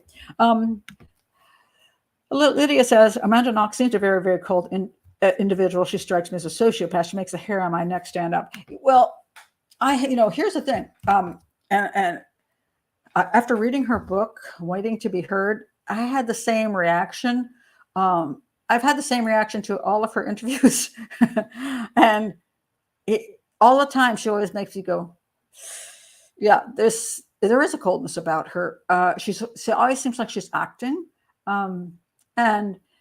But very, very malignant narcissists do that as well, because they're protecting themselves. They want people to see them as they wish people to see them. They are unempathetic toward other people's situations. One of the things, interesting about, like when Meredith gets killed, she seems to be very unempathetic toward the family or to the loss of Meredith's life. She's more concerned about, is she losing money on the rental? Where is she going to live? How are people viewing her? So it always comes back to Amanda. And I'm not saying we all don't have some self-interest in that. I mean, we do. I mean, that's the problem with the media. It's always hard to figure out, like, if you can't go back to your home that you just paid money on and you're a poor student, theoretically, she had people to send her money. Where are you going to go live? So, I mean, there is point to that where you could literally be crying over somebody 23 hours a day, and the other hour you're going, where am I going to live? And then people say, oh my God, she doesn't care about that other person. We have to be a little careful of that. Because otherwise we'll all be called a psychopath. Let's see what Winter has to say. I agree with the theory. Amanda could have also stepped out, maybe telling Meredith, just make sure Rudy didn't steal anything, only to find out that he murdered Meredith. Well, that's an interesting point. Winter, I like that. That's not bad. She could have. But except for, I'm going to say except for this. that description she gave of being in the kitchen, cowering, hearing Meredith screaming, resonates me as an actual event. I truly believe she heard her screaming. Because she didn't have to say she heard her screaming. She could just say, I didn't, yes, he came into the house. I didn't know what was happening in the room. And I left or whatever. She could have come up with a million other stories, but she said she was cowering in the kitchen, hearing screams. I think she did hear the screams.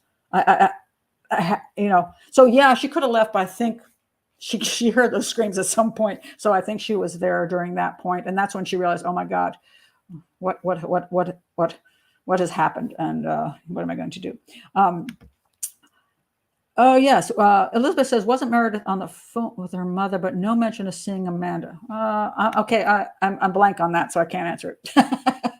I do think it's interesting that Amanda called her mother at 5 o'clock in the morning, U.S. time, after the night of the murder. And why would she do that? Except that, Amanda called her mother. I don't know what I just said.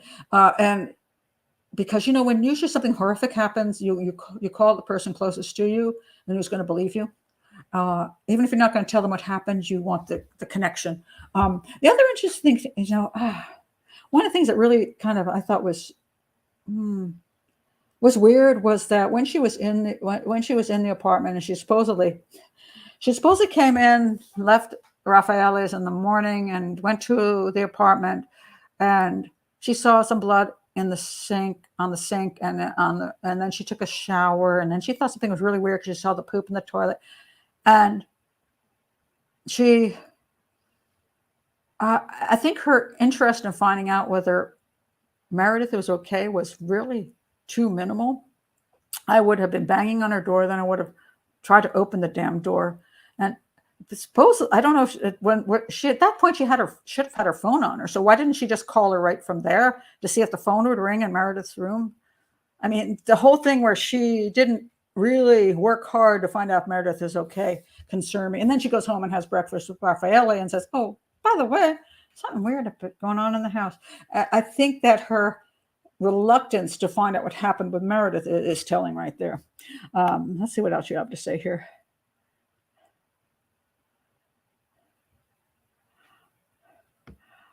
I agree. I think so. She was aware of the killing as it happened. I believe so. I don't think I don't think she was in the room, because I said there's just not enough to put her in the room during the killing, and no reason for her to be in the room during the killing. But yes, I can see her totally hearing something going on and going, "Oh my God, what has gone wrong? What disaster is that going on? And I don't know what to do about it." Emily says, "That makes so much sense of how the blood would be all over." Oh my God. I've looked at enough crime scenes to know that when you have a bunch of people involved, it's a mess. It's a mess because they're everywhere, pulling people, throwing things. If they said two knives were involved, you'd have blood just freaking everywhere. It's just, you have to look at that room. It's so incredibly small. It really is. And it's funny because the defense did say it was incredibly small, and the prosecution said, "Oh, no, it's not that small." I looked at it. It's a really tiny room. They all had tiny rooms. It's enough to get two people in there, much less four. So I just can't buy that one. What? May not be a satanic animal, but Amanda has connected to Satanists such as Damien Eccles. What? She's hooked. She's okay. Let me. I don't know quite what you're saying, but I see what you're saying. Amanda has hooked up with the Innocence Project, who are also promoting the innocence of the West Memphis Three and Damien Eccles. She probably does say Damien Eccles is innocent, not because she's a Satanist, but because when you want people to believe you are totally 100% innocent, you want to say these other people, see what they did to them too. And so that's a way of, being on the side of innocence. So I think that would be more the case than she's any kind of Satanist. I don't think that's, probably true. And yeah, I don't think so. Let's see what we else have. Oh, well, that's probably, Pat's the only one to present the scenario on his genius. I don't know that. We'll get rid of the genius side of it. But again, I think the division for people for totally innocent, totally guilty, and all the stuff that came with it didn't allow people to step back and think, maybe there's another possibility here. And when you have a defense team and a prosecution, the prosecution wants to nail everybody and the defense wants to not nail everybody, protect everybody. So they kind of get extreme on both sides. And that's why sometimes when you see the things that they're trying to promote, like the guy climbing up the side of the wall, the mountain climber, I'm laughing. I'm going, he's a mountain climber. Why don't one of you dudes who's filming this shit, why don't you try to climb up that bloody wall? And you boom, you ain't gonna make it, because it's not that easy. It's a difficult wall to scale. Can it be done? And of course, they always go, can it be done? Well, yes, it can. Well, if you have a mountain climber, you have 30 tries. You don't have mud down below. You don't leave dirt. Yes, you can then present an argument that it can be done, but that it was done is a whole another issue. And that's why it's so hard for people to be sometimes just step back and not get emotionally involved and not be paid. But when you're paid to be on the defense team or the prosecution, you go whole hog, and you've got things to prove. Emily says, "Hey Pat, someone had to do it. Thanks for doing this." Well, we'll see what happens when I get off of here and I find out that 100 people have killed their subscriptions to me. Believe me, that actually happens. People get really, really upset, really, really upset when you don't agree. And this is, as I say, this is a very, very contentious case.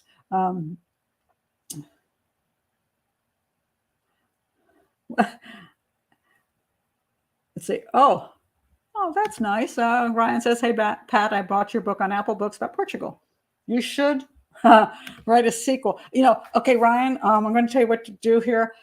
When you finish the book, which is called Profile of the Disappearance of Madeleine McCann, go to the Daily Profiler. Just put in Google Daily Profiler, Madeleine McCann, Pat Brown, and you will come up with a number of different blogs that I did, especially after I came back from Portugal. I wrote the book after Kate's book came out on what's called, Madeleine. After I had her words in print, then I wrote my book and my profile. And then later on, I did go to Portugal. I met with Gonzalo. I saw the whole layout of everything, and I wrote a number of blogs on how narrow that street was that Jane said that she saw Jerry and Jez on, which was ridiculous. It's like, and there's no way she got by them without being seen. I wrote about where the body might be. And so there's a whole bunch of blogs following that. So once you finish the book, just go and look at all the blogs. Martin says, "I love the chess analogy. Do you play chess?" That is the question. But yeah, it's kind of, pawns, many times we're pawns in people's games, and just how they play the game. Nancy says, "Weed pot doesn't make people violently stabbing somebody. LSD might." Well, cocaine more likely, and amphetamine is more likely. First of all, you don't do, I've often pointed this out, you don't do what you're sort of not willing to do. So let's take a look at good old Rudy here. Rudy is a lowlife. He was deserted by his family. He got adopted by a wealthy family. And basically when he reached age 20, they said, "Get the hell out of our house." I don't know what went on there, but he is a petty thief and a drug dealer. So not exactly a great guy. In order to murder people, to stab them, to rape them, you're a psychopath. That dude, I'm going to analyze him right here. Psychopath, because you cannot do. Now, he claims he didn't commit the crime. Okay, Rudy, if you didn't commit the crime, you just happened to be there and tried to stem the blood after the fact, somebody else killed her, even though you said you participated in this sexual assault. Because, nice people always participate in sexual assaults, but then tried to save the victim. Okay, don't believe you. I'll call you a psychopath. Okay, so you have psychopathy, and yeah, so that's who you are. You don't have any empathy, and you already have a thing for power and control and raping and killing women. So I'm going to go with the fact that no matter what drugs you do, you would still be willing to do it, even if you were completely sober, not one drug in your system.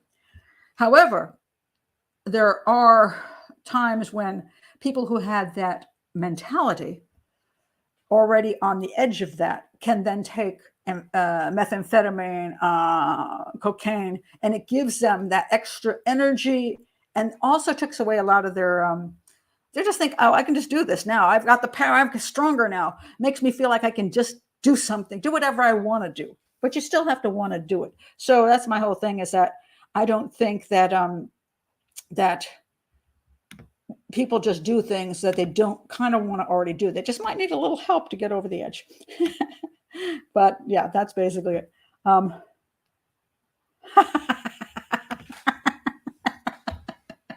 Okay, Joe, that rather amuses me. Joe, what you're suggesting, Pat, is that Amanda has a touch of the Amber Heard.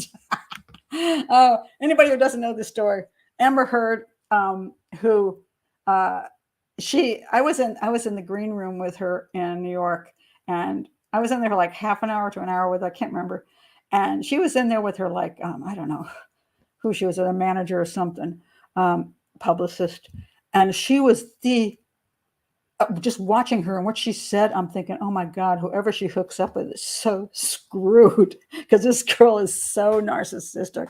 Oh my God, whoever she hooks up with. And didn't that all play out the way I thought it would? Oh, that's a good point. I like it, Kay.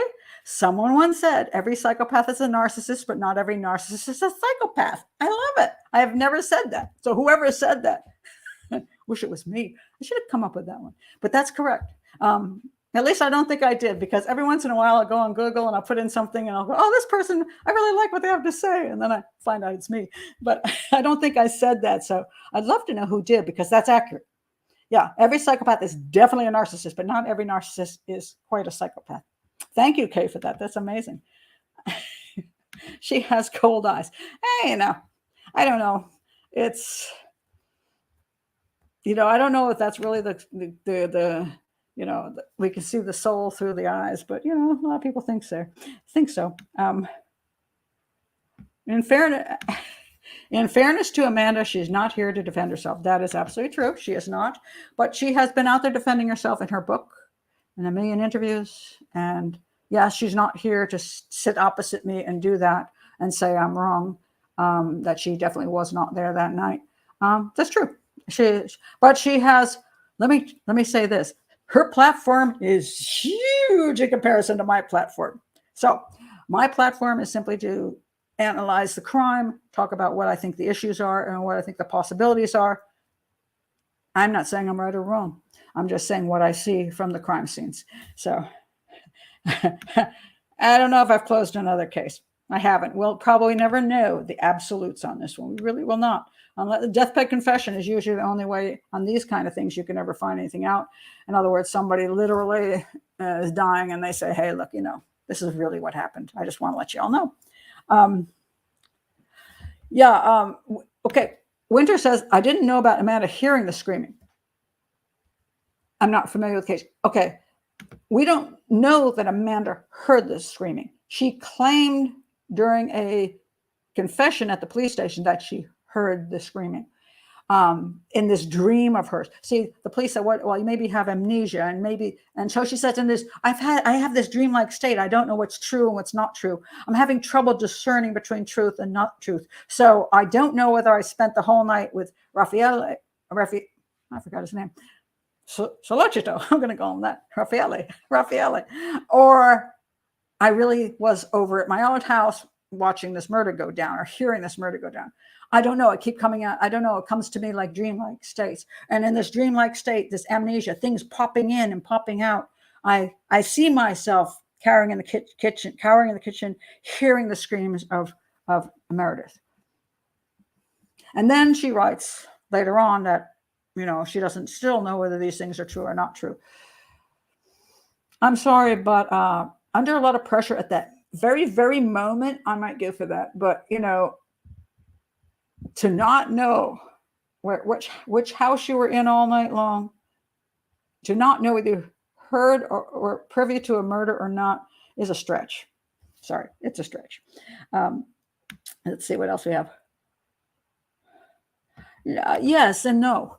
John says, is it possible there's some undiagnosed disorder which could be responsible for affect in the way she presents herself, that it might simply make her appear cold and distant? Yes, a lot of people think she's got Asperger's.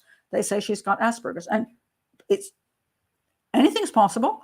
But we still have interesting things from the scene, interesting behaviors which are not explained by Asperger's. Throwing your boss under the bus and saying that he's guilty of a crime he didn't commit is kind of over the line and very unusual. To actually say you heard the victim screaming if you weren't there is kind of unusual. To the things at the crime scene, what I believe is a staged break-in, the fact that the door to the room was locked. There's a lot of things that just to me say Amanda was at the scene. I don't think she committed the crime. I think she was at the scene. And yes, her behaviors are weird, but there's a limit to where you can start saying weird behaviors. All your behaviors are weird, and therefore that covers up everything that you actually did and said. No. And again, can explain away all the crime scene evidence too. That doesn't happen. So that's why I say I can relate to weird. I'm kind of weird myself. I'm not Asperger-y, but I can relate to weird, and I understand that people with Asperger's often have an affect that's just kind of off, and they're not socially apt. That's not a word. You can only use inept, not apt, but I kind of like that. She's inept socially, perhaps, to some extent. But then again, narcissism also causes behavioral issues where you don't care about you do care about what other people think, but in a very strange way. You want the attention. You want them to think you're great, but a lot of times you don't understand how they're actually perceiving you, which is why you might get up in a restaurant like she did and start singing, which is probably inappropriate. But a narcissist might well do that. So, well, I think that's maybe pushing it. He's a sub, and Amanda is a dom. I'm not going to get into their sex life. I think that might be pushing it. Let's see what else you have to say.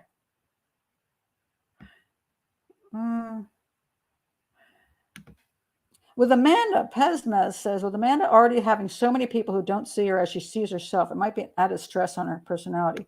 Oh, yeah. But that doesn't make you throw your boss under the bus. And it doesn't change the crime scene evidence. So, what's that? It will be interesting to see how this impacts her in the future, especially in regards to personality. Not at all. I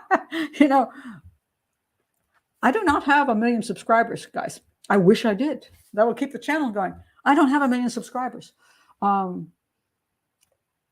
I don't have the level. If I were, in Nancy Grace's shoes at the moment, especially in a heyday when she had her own show. Oh, here goes the noise again. You hear that in the back? That's my refrigerator. It's on its way out, and I'm just waiting to see how long it takes to die because the engine keeps whirring up and whirring down. I'm like, and the freezer doesn't work properly. So I'm waiting to have to give away $1,000 here.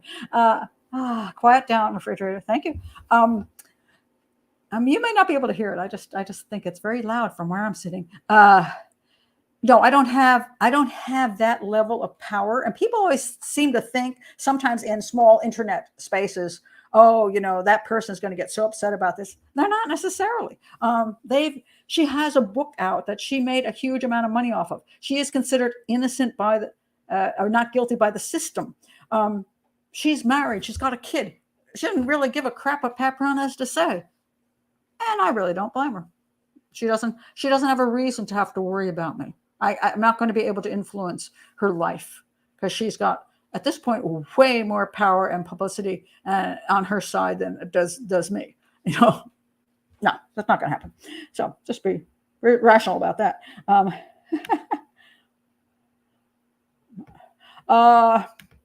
Somewhere.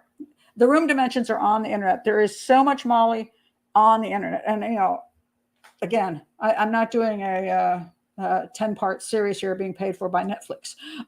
So, yeah, there are room dimensions out there. All I can say is I've seen the room. It's really tiny. So, yeah, you can find all the dimensions there. You can just put in just put in Meredith Kercher cottage layout or rooms, and you'll come up with the exact. They have actually dimensions. There's a lot of pictures with dimensions on them. So yes. Has anyone ever seen her cry? Apparently 2 times that I know of. One was when supposedly they asked her to look in the knife collection at the house and see if anything was missing, and then she burst into tears. That was interesting, and I didn't include that, and I didn't include any stuff about the knives because all of that is so blurry that I don't want to get into it because I don't have enough valid information on that as to exactly whether there was 1 knife or 2, and what the blood pattern showed and what the DNA was. But she looked into the knife drawer and she lost it. And there's a couple of theories on that. One is that maybe she knew one of those knives was one of the knives that was used to kill Meredith. They asked if anything was missing. You know, I have a trouble with this whole concept of the drawer of knives because, you know, I have knives in my drawer.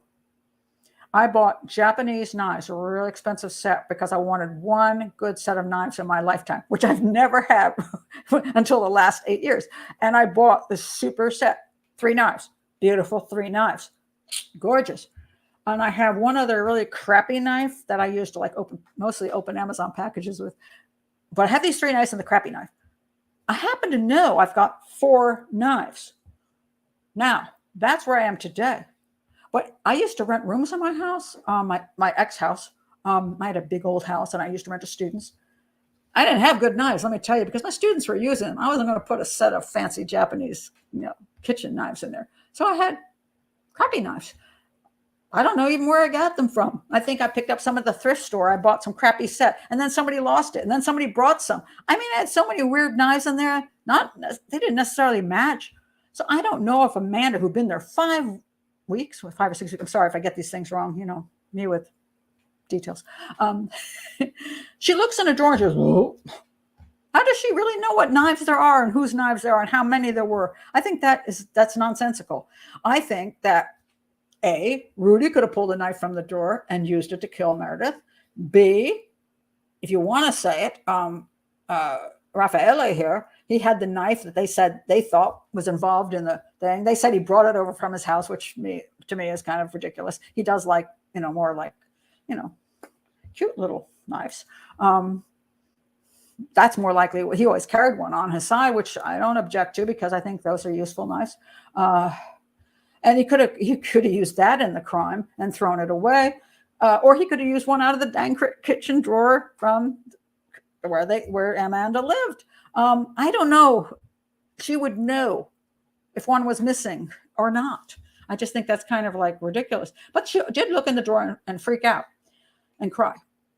It could be because she knew a knife was missing that was used. It could be that she thought about Meredith being stabbed with a knife and that freaked her out. It could be that she thought, oh my God, they're looking at me as being part of this crime, and she freaked out. So I honestly don't know the answer to that. It's just one of those things. Glitter says, I wish you could interview these people just for an hour. That would be interesting. Let me see what else. Martin says, I deduce that a rock climber must have been the perpetrator. It's possible that Rudy was really good at climbing buildings. I mean, cat burglars are pretty good at that stuff. But the problem is they didn't have the climber in regular tennis shoes. And I mean, a rock climber, come on, I'm not pushing your luck there. I mean, that's a little bit extreme. I would put a regular human being in some tennis shoes, maybe a strong guy who did play basketball like Rudy, and then see if he can do it. And then watch him fall off the building like 10 times. But if you're going to be honest about it, you film from the very first try to when you're successful. But they didn't do that. And that's the problem with stuff that's being put out by the defense sometimes, is that they will put together a video that they will edit and they will not tell you what came before it, And so then people go, oh my God, see how easy that was? Well, maybe, after they do all that. So This is true. Winter says most psychopaths are nonviolent. That is actually true. I worked with one. He would have considered Meredith's murder not to be worthy of his time, whereas Amanda just seems to be clueless about how to show natural feeling. Yes, this is true. Most psychopaths are not violent because they found better ways to get over in society. They don't have to bother to kill people, because killing people is A, a lot of work, and B, get you put in prison for life. It's better if you can control them, manipulate them, make money off of them. There's lots of ways to be a psychopath without killing. This is absolutely true. Usually it's the people that really can't function, do anything of use, that become more violent because they don't have skills, so they go into murder instead. Meredith does show a lack of, feeling, and I don't know where that comes from. And I'm just going to say I see most likely a narcissistic personality disorder. Very interesting theory, Pat. If Amanda, not sure what that means, Russell. If I could, let me see.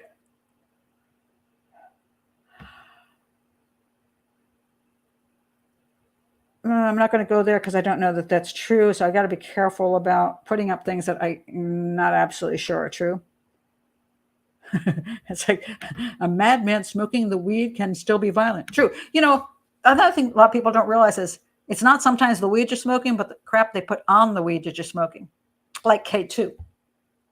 There's a lot of violence going on for people who smoke K2. People don't know, what is that? Well, that's cheap weed. Basically, somebody can sprinkle it just on cigarettes, and then you lose your damn mind. This stuff is wicked. And so there's that. Let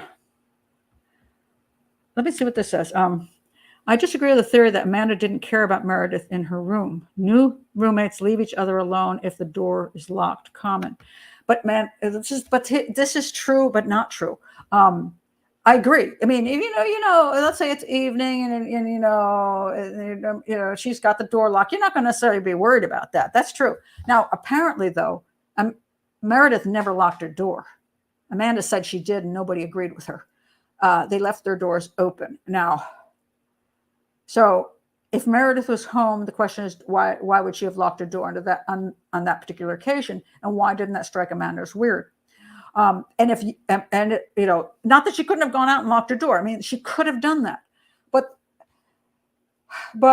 under the circumstances where Amanda is worried because she sees blood and she sees things, the front door was open. There's feces in the toilet, which is unusual. There's blood in the bathroom. That's why it's when her door is locked, it's concerning. And that you would think the first thing you should do is call Meredith to see if she's in that room, say, Meredith, what's going on? Or if the dude's something is in the house, you want to find out what happened.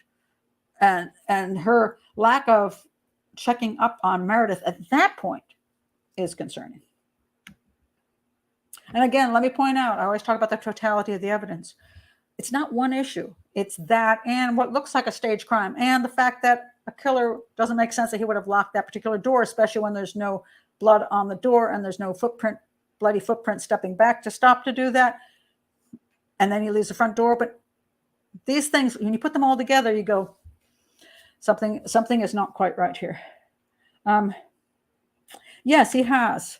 Joe asked if Rudy's ever dragged Amanda's name to the killing of Meredith. Yeah, Rudy's done a bunch of stories. You can't believe Rudy. Rudy's a liar. He's a pathological liar. At one point, he said he was there, and I think he's basically claiming that Amanda and Raffaele, he went to take a poop, and he was in there for so long that while he was in there, these two came in and killed Meredith. I mean, he said that, So he says a lot of weird crap. This is, again, John, I know a few people on the autism spectrum. Yes, that's true. But even so, again, it doesn't say you don't know where you were the entire night. So just because you're on the autism spectrum doesn't mean you aren't aware. I wasn't home last night. You don't throw people under the bus just because you're on the autism spectrum. I hope people who have Asperger's, who should be, this is the kind of thing people say with schizophrenia too. It's like, just because I'm schizophrenic doesn't mean to go out and murder people. Don't say I'm violent just because I'm schizophrenic, because the majority of schizophrenics are not violent. And so I'm sure there's people who are autistic or Asperger's saying, don't say that just because I had that, I would throw my boss under the bus. and I would lie about everything. I wouldn't be doing that. I might be weird. I might be a little, what not people think is not normal. I might say things in a funny way, but I'm not to that level. And I agree. I don't think that just because a person has Asperger's is a reason that they would do and say what Amanda has said. And she's not unintelligent here, folks. She wrote a book, and in the book, she spends most of the time blaming other people for her situation. Takes very little responsibility for where, you have to read that book, Waiting to be Heard. She presents herself as absolutely innocent in every single situation, no matter what happens. Like, she chooses to sleep with a lot of guys. She blames that on other people. Oh, they told me it's time for me to go and sleep with other guys, so therefore I did. She takes no responsibility for what she chooses to do. It's always somebody else got me into this. Somebody else told me to do this. And that's why I'm where I'm at. It's always somebody else's fault. That is a sign of narcissism. That's not a sign of Asperger's. So read her book. And just like when I waited to read the book by Kate McCann about Madeline, one of the reasons I waited for her book is because when you write a book, you have a tremendous amount of time to decide what's going to go on those pages. And you have the final say as to what goes on those pages. Even if you have a ghostwriter to help you, in some cases, doesn't mean that you haven't agreed to every word that's on those pages before it's printed. Some people think that's not true, but it is true. I mean, I have had 5 books by 5 publishers. I self-published as well, but I've had 5 books by 5 different publishers. And not one book went out with information in it that I did not approve of, get the final approval that this is what I want to say. So Amanda writes her book. That's her book. And I read her book and I'm like, I'm concerned about the way you always present yourself as the 100% innocent human being that everybody else got you into this mess. And you were just as completely naive. I went with what everybody told me and I did what society told me. And I'm a kind of odd girl. So, it's just the way it is, as if she is not making choices. She made the choice to sleep with quite a few men. I'm not saying it's wrong. I'm just saying she made the choice. Nobody forced her into it. She made the choice to do drugs. Nobody forced her into it. She made choices because she was an adult. And so people kind of stopped letting her out. Oh, Amber Heard's a mother now too. Good luck, kid. Good luck, kid. Good luck. That's frightening. Yes and no. Lori, inhibition. Drugs can make you lose your inhibition. Drugs don't make you lose your inhibition. Drugs give you the excuse to give up your inhibition. There's a difference. For example, if you truly believe in something, you are not going to do what you don't believe in. I've always pointed this out over and over again. If I take drugs, I'm not having sex with my cat. Never thought about having sex with my cat. Not going to have sex with my cat or the dog next door. Never thought about it. I don't care how many drugs you put in my system. Not happening. Now, I have a few people in my life who I think are very attractive human beings. And maybe if I was trying to be, okay, I ought to be careful, not do these things. But then I decide I'm going to take these drugs and then I can go ahead and have sex with whatever the person is and I can relax. This is what happens in Hollywood, which is what I point out all the time about Hollywood. Girls take drugs in Hollywood not because they don't take the drugs and lose their inhibitions and sleep with producers and actors because they don't have control.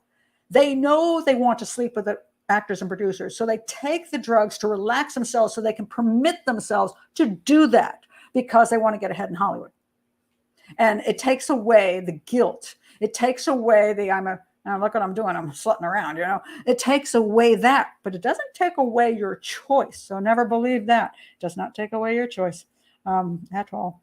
Oh, Nellie says, Pat Brown, did you ever end up doing a show on the owl theory, the staircase? I have not done that. And I have to keep reminding people, if you go to my channel and you go to videos, there's videos that shows every video I've ever done. And there's also playlists. You click on the playlist, you can check the live and you can check case files. It shows all the cases I've done. And I have people all saying, oh my God, I wish you'd do this. And I'm like, I did that last week. Go to case files, hit it, and you go down the list. No, I haven't done the owl and the staircase yet. Sounds like a Nancy Drew. Remember the staircase, Mystery of the hidden staircase. It's like a Nancy Drew mystery. The mystery of the owl on the staircase. I will do that one. I will. And when I do, it'll if you have subscribed and haven't unsubscribed because of this show, if you subscribed, you will get a notification that I'm going to do that show. And then if you go to my playlist, you can see everything I've already done. It's all there, so you can check that out. But no, I have not done that yet. So let's see what else we have here. And he says, "You're quirky." Me? Yeah. John says, "Your refrigerator is not apt." It is not. And it's going to cost me a heck of a lot of money. Dang it.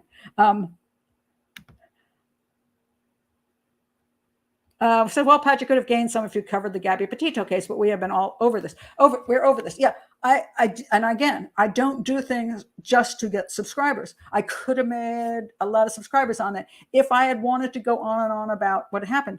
But there was nothing really to talk about, and I thought it was wrong to talk about it because I make sure that I have something to offer. Some people say, could you talk about this crime? And then I look at the crime and go, well, I could, but what would I have to offer that has any point? If I'm trying to educate and teach, I'm not going to sit there and gossip. This is not a gossip channel, and I don't gossip about crimes. So, yeah. I could have, but there was literally no point in it. You did hear that. A lion in my, you heard that. Oh my God, I tell you, just the noise. That's the trouble with live. Well, you can't fix things like that. Oh my God, don't tell me that. Anna says, good luck getting another refrigerator, freezer. No supplies because of COVID. Oh, I got the last freezer in Idaho. Well, my only fortunate thing for me is that I don't hardly ever use a freezer. I only use a refrigerator, and I do a lot of fresh foods because I'm mostly vegetarian, except when I cheat. And so I could just go down and get vegetables, and so I can survive. So, thank you, Charles. Blessed to have me on social media. Well, I hope to be here for a while. Let's see. Pessimist says, my comments about how Amanda's lies will stress her out and how she will react to that stress in the future, nothing about you covering her case. I don't think she's going to react. I mean, she's got it made now. She absolutely has it made. And people get very offended by this. Let's say the people who think she's innocent say, finally, she can go on with her life, get married, have children. Although some are saying she'll never be free. She'll never be free. That's actually a headline today, actually. She'll never be free because this will follow her forever. And that is true. It will follow her forever. It doesn't mean she can't have a good life. She can. And especially, hold on a second, my eye's itching. God, that really itches. Okay. Hold on a second. Driving me crazy. Okay. It will follow her. Everything in your life follows you. Whether you committed a crime or not, everything follows you. Everything you've ever done follows you. What doesn't? The person things don't follow. Meredith. That's what I look at. Nothing follows Meredith because Meredith, unfortunately, has left this earth, hopefully to a better place, and someday, someplace, somewhere. But nothing follows. She doesn't get to go on. She gets to go on with a crap load of money, and I'm going to have a hard time feeling overly sorry. She made her choices, and she can't blame it on everybody else. And she's gotten very fortunate, even though she spent some years in prison. She is out. She has money. She has a huge fan club. She's got all kinds of projects. She's an author now. If you actually put in Amanda Knox on Wikipedia, it comes up as author. It doesn't come up with suspected murderer. It doesn't come up with that. It comes up with author. So she's not living a bad life at the moment. And she, I'm sure, can turn off, even though she pretends not to, people saying, like me, saying things like, I think you were there. Even if you didn't kill the girl, I think you were there and lied. And she can turn off me and go on with her happy life. She doesn't have to listen to me. So if she was totally 100% innocent, and she still shouldn't have shown Patrick under the bus, then she did suffer greatly from being in prison, and undeservedly then. And that's something she has to live with. But again, Meredith doesn't live at all. So let's keep the victim in mind here. This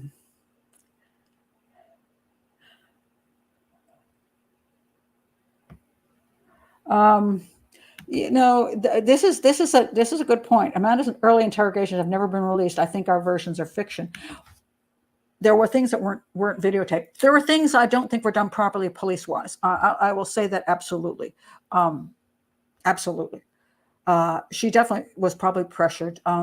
I don't know how things went. And then if there's no videotapes, we don't know exactly what she said, or even audio tapes. We have the problem sometimes in the US as well, that things aren't done properly. What I do have is the written thing she did under no pressure, and it's in her own book. So that is a solid piece of evidence that the police did not touch. And I think we can go with that. Let's see. Yeah, poor Meredith. I agree. Poor Meredith, roommates with Amanda. Yeah, rest in peace, Meredith. Yeah, I think we have to remember that because, she really does get forgotten, poor Meredith. I mean, she does. I can just see her sitting there going, how come these guys are like rich now? This sucks. This really sucks.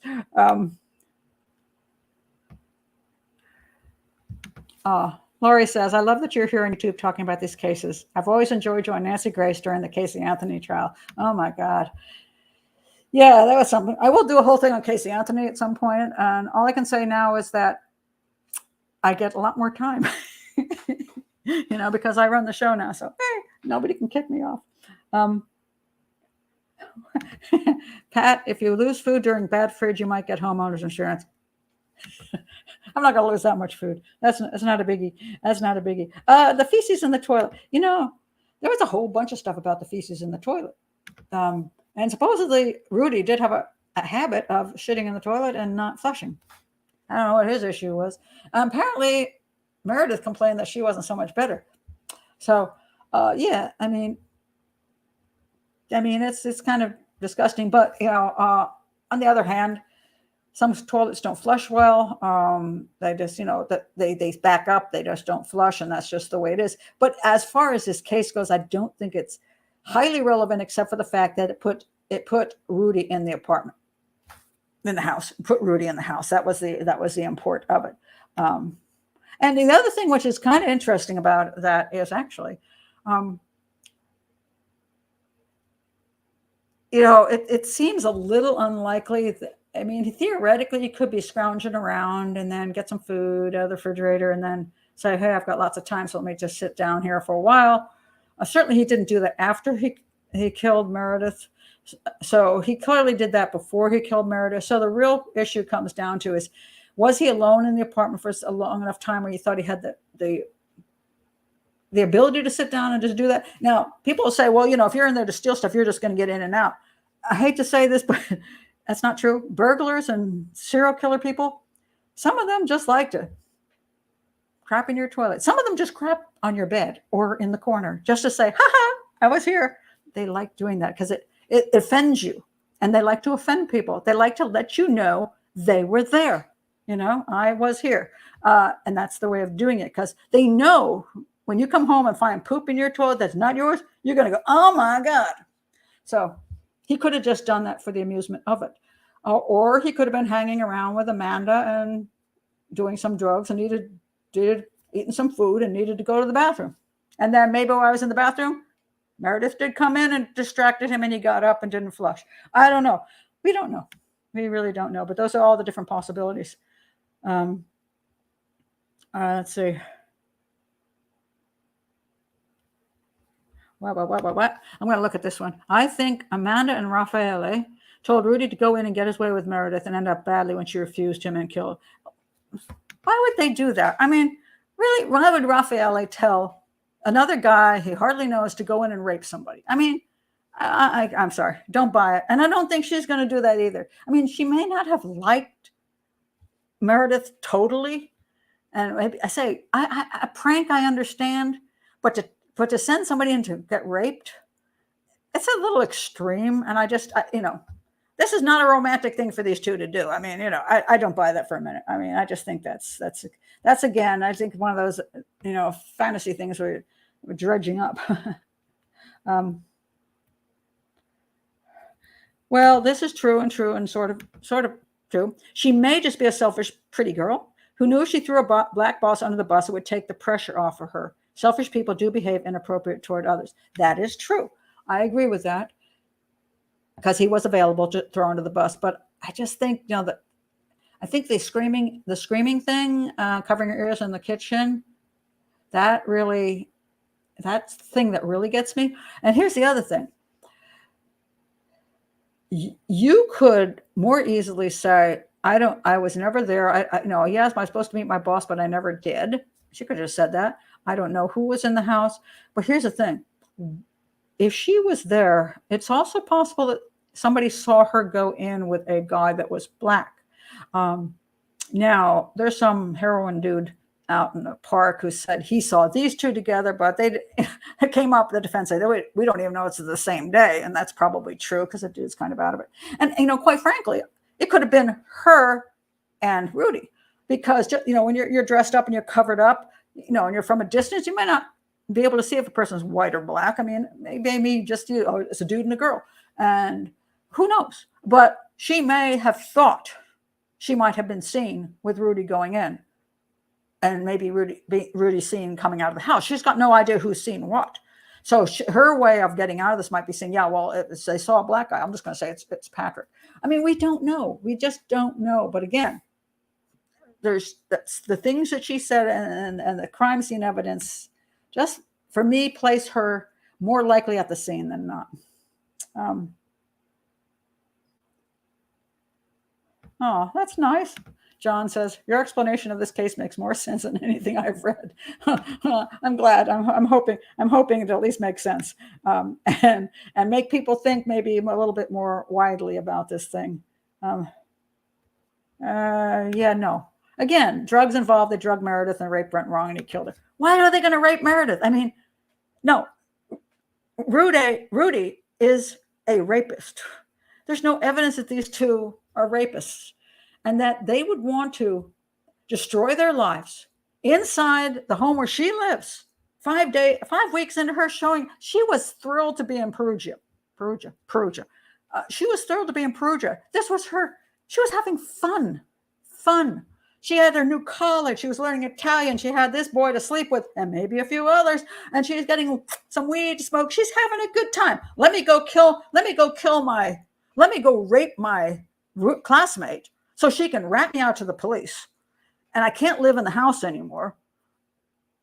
What? I mean, this makes no sense. I mean, it's just not logical sense. And I think that's why the prosecution case to me was just all over the way. I'll have to see if you've done Delphi. Yes, I have. Again, look at my playlist. Already done Delphi. Delphi's there. You'll find it.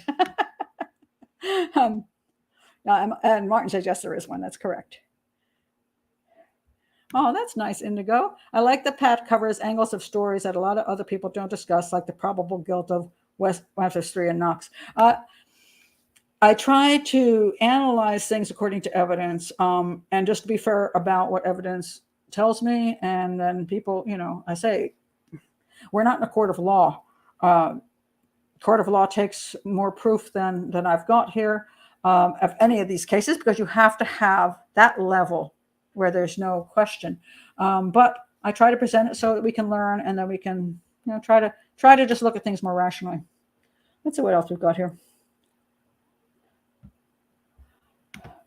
Oh, Russell, that's an interesting point. If Amanda were narcissistic, wouldn't she have shouted and tried to help Meredith so she could play the hero? Not if you're going to go down with it, with the guy who killed her. No. I mean, people, when they're under circumstances where they know what's happening, they will think differently than somebody who's not under those circumstances. So that's where the consciousness of guilt comes in. So let's say I'm in somebody's house and I just said, let's go in and I'm trying to come up with a good example here. Let's say I go in with my friend and I say, hey, let's just take cookies out of here, out of the cupboard here. Let's just steal some cookies. And he goes, oh, I'm going to steal the iPad. And then he runs out of the house. Do you start screaming he stole the iPad when you were already in there stealing too, to some extent? Or you just go, I'm just gonna pretend I wasn't here. People who feel guilt and a level of connection. She knew she was there. If she went in, especially if she heard, if Rudy ran out and she went in to see what happened to Meredith, and I do believe it's very possible she did, because I think you would want to know if she was, I mean, you heard her screaming, doesn't mean you know she's dead, right? You might go in, and then if she were just injured, you call for emergency help to save her. But if you go in there, and as she said to her friend, she's blanking, bleeding out, and you see the amount of blood, and you know she's not going, and you maybe try to stop it, and there's no way to stop it, and she dies in front of you, you may not be calling anybody at that point. You may just go, I got to get out of here. Oh my God, they're going to think I did something to her too, because I've been in the room with her as well as Rudy. So I think she might have found herself in a really bad situation. Let's see, anything else here? What? Cats are so sexy. I'm an iguana person. They're small. No. Oh my God. Ryan says, wouldn't these suspected criminals want to take a public lie detector to clear their names? A lot of times, no, because at this point, most people believe that if you take a polygraph, you're usually doing it through your defense attorney, and you're going to make sure that you pass it. So nobody really believes that. If the police do it, they always think the police are taking, just are lying. So it's kind of a lose-lose situation there. Let's see.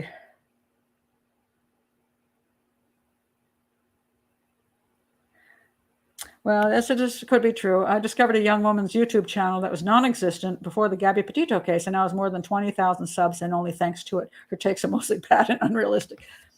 This is what I've come to the conclusion. A lot of true crime channels are modern day gossip. When you lived in a small town and you didn't have, TV, you only had local TV, local TV and local TV news, and you had 3 channels, and you had just a local newspaper. The gossip was about what happened in town. You said, oh my God, did you hear what Mary did? Did you know that they're getting divorced? Did you see the clothes she was wearing last week? And you gossip around the town. But now we have major gossip. We've got 24/7 incoming from the major media and from YouTube. And now we can gossip all over the place on YouTube. Gossip. And it's even more interesting than Mary's pink dress that she wore that she shouldn't have. It's a lot more interesting. To gossip about Gabby Petito is a lot more interesting than gossiping about a girl nobody knows. So this has become a gossip conduit. And people, in reality, I have an education channel. Gossip, education. Gossip, education. Which one in all of time has been much more alluring to many more people? Gossip. So gossip channels do get a lot of attention, and people like to gossip. So that's the thrill they get, and they like it. I mean, some of the channels I'm not going to say all channels who tell stories about crimes are bad. Some of them do a pretty good job of just relating the story, and a lot of people like them, and they have many, many, many subscribers. And I'm not going to knock that. But some, they just do. Interesting enough, which I thought was fascinating, when I was doing the my last one on Brittany Murphy. The HBO special that was done on Brittany Murphy was fascinating because they didn't have experts like me come on the show and talk about what happened to Brittany Murphy. They had YouTubers who, like you said, were just talking about, oh my God, and I'm like, why would you have these people on here who maybe they tell a good story on YouTube, but they're giving opinions that have no sense, and they're not based on evidence, and they have no expertise? Why wouldn't you hire somebody like me? And I'm going to tell you why. YouTubers are free. Almost all documentaries do not want to pay any of the people they bring into the documentary. I don't know how many times I have been told, oh, we'd love to have you. And then I'm like, how much are you paying? And then they're like, we're not paying. We'll pay for your flight. We'll pay for your hotel, but we're not going to pay you a penny. I'm like, I'm an expert. I'm not going to take 4 days out of my life, let you make a lot of money off of the documentary, but you're not going to pay me. But they do this all the time. This is very, very common. So yeah, they'd rather do YouTube because they don't have to pay people. It's the way of the world and the way television works. So, well, again, you're saying I should have covered it more. There was nothing to cover.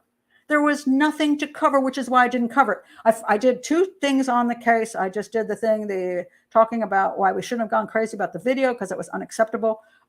Because other than that, there was nothing to cover.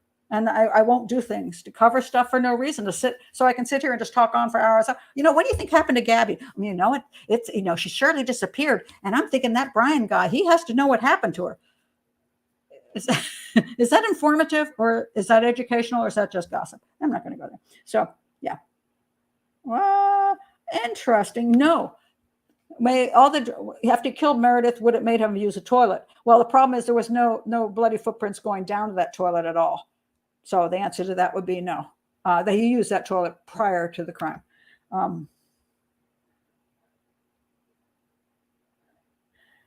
Let's see what else we have here.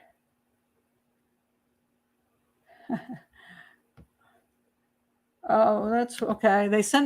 I didn't really mean rape. I think they sent Rudy in to flirt with her, and they probably told him she liked her. Then they're not going to set her up. I mean, I don't understand the concept of why they would set her up. I mean, that just, again, what's their purpose? They don't need to do that. I mean, it doesn't make any sense. I mean, let's go send some guy in there, say she likes him, and see if we can mess with her. Really, this guy's kind of. I don't see the validity in it. And then he starts killing her, and they I can't do it. I can't come up with it now.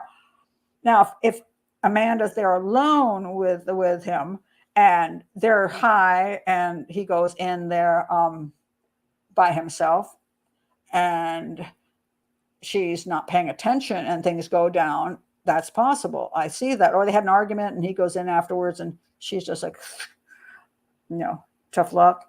But with him there, I don't see that in his character, that he's going to then just allow some girl to be killed while he just sits in the living room and smokes weed. I mean, I don't know. I don't know. I just can't. I just don't see it. So, maybe I'm wrong. Maybe he was there, but I don't see that he was there. I don't see any evidence that he was.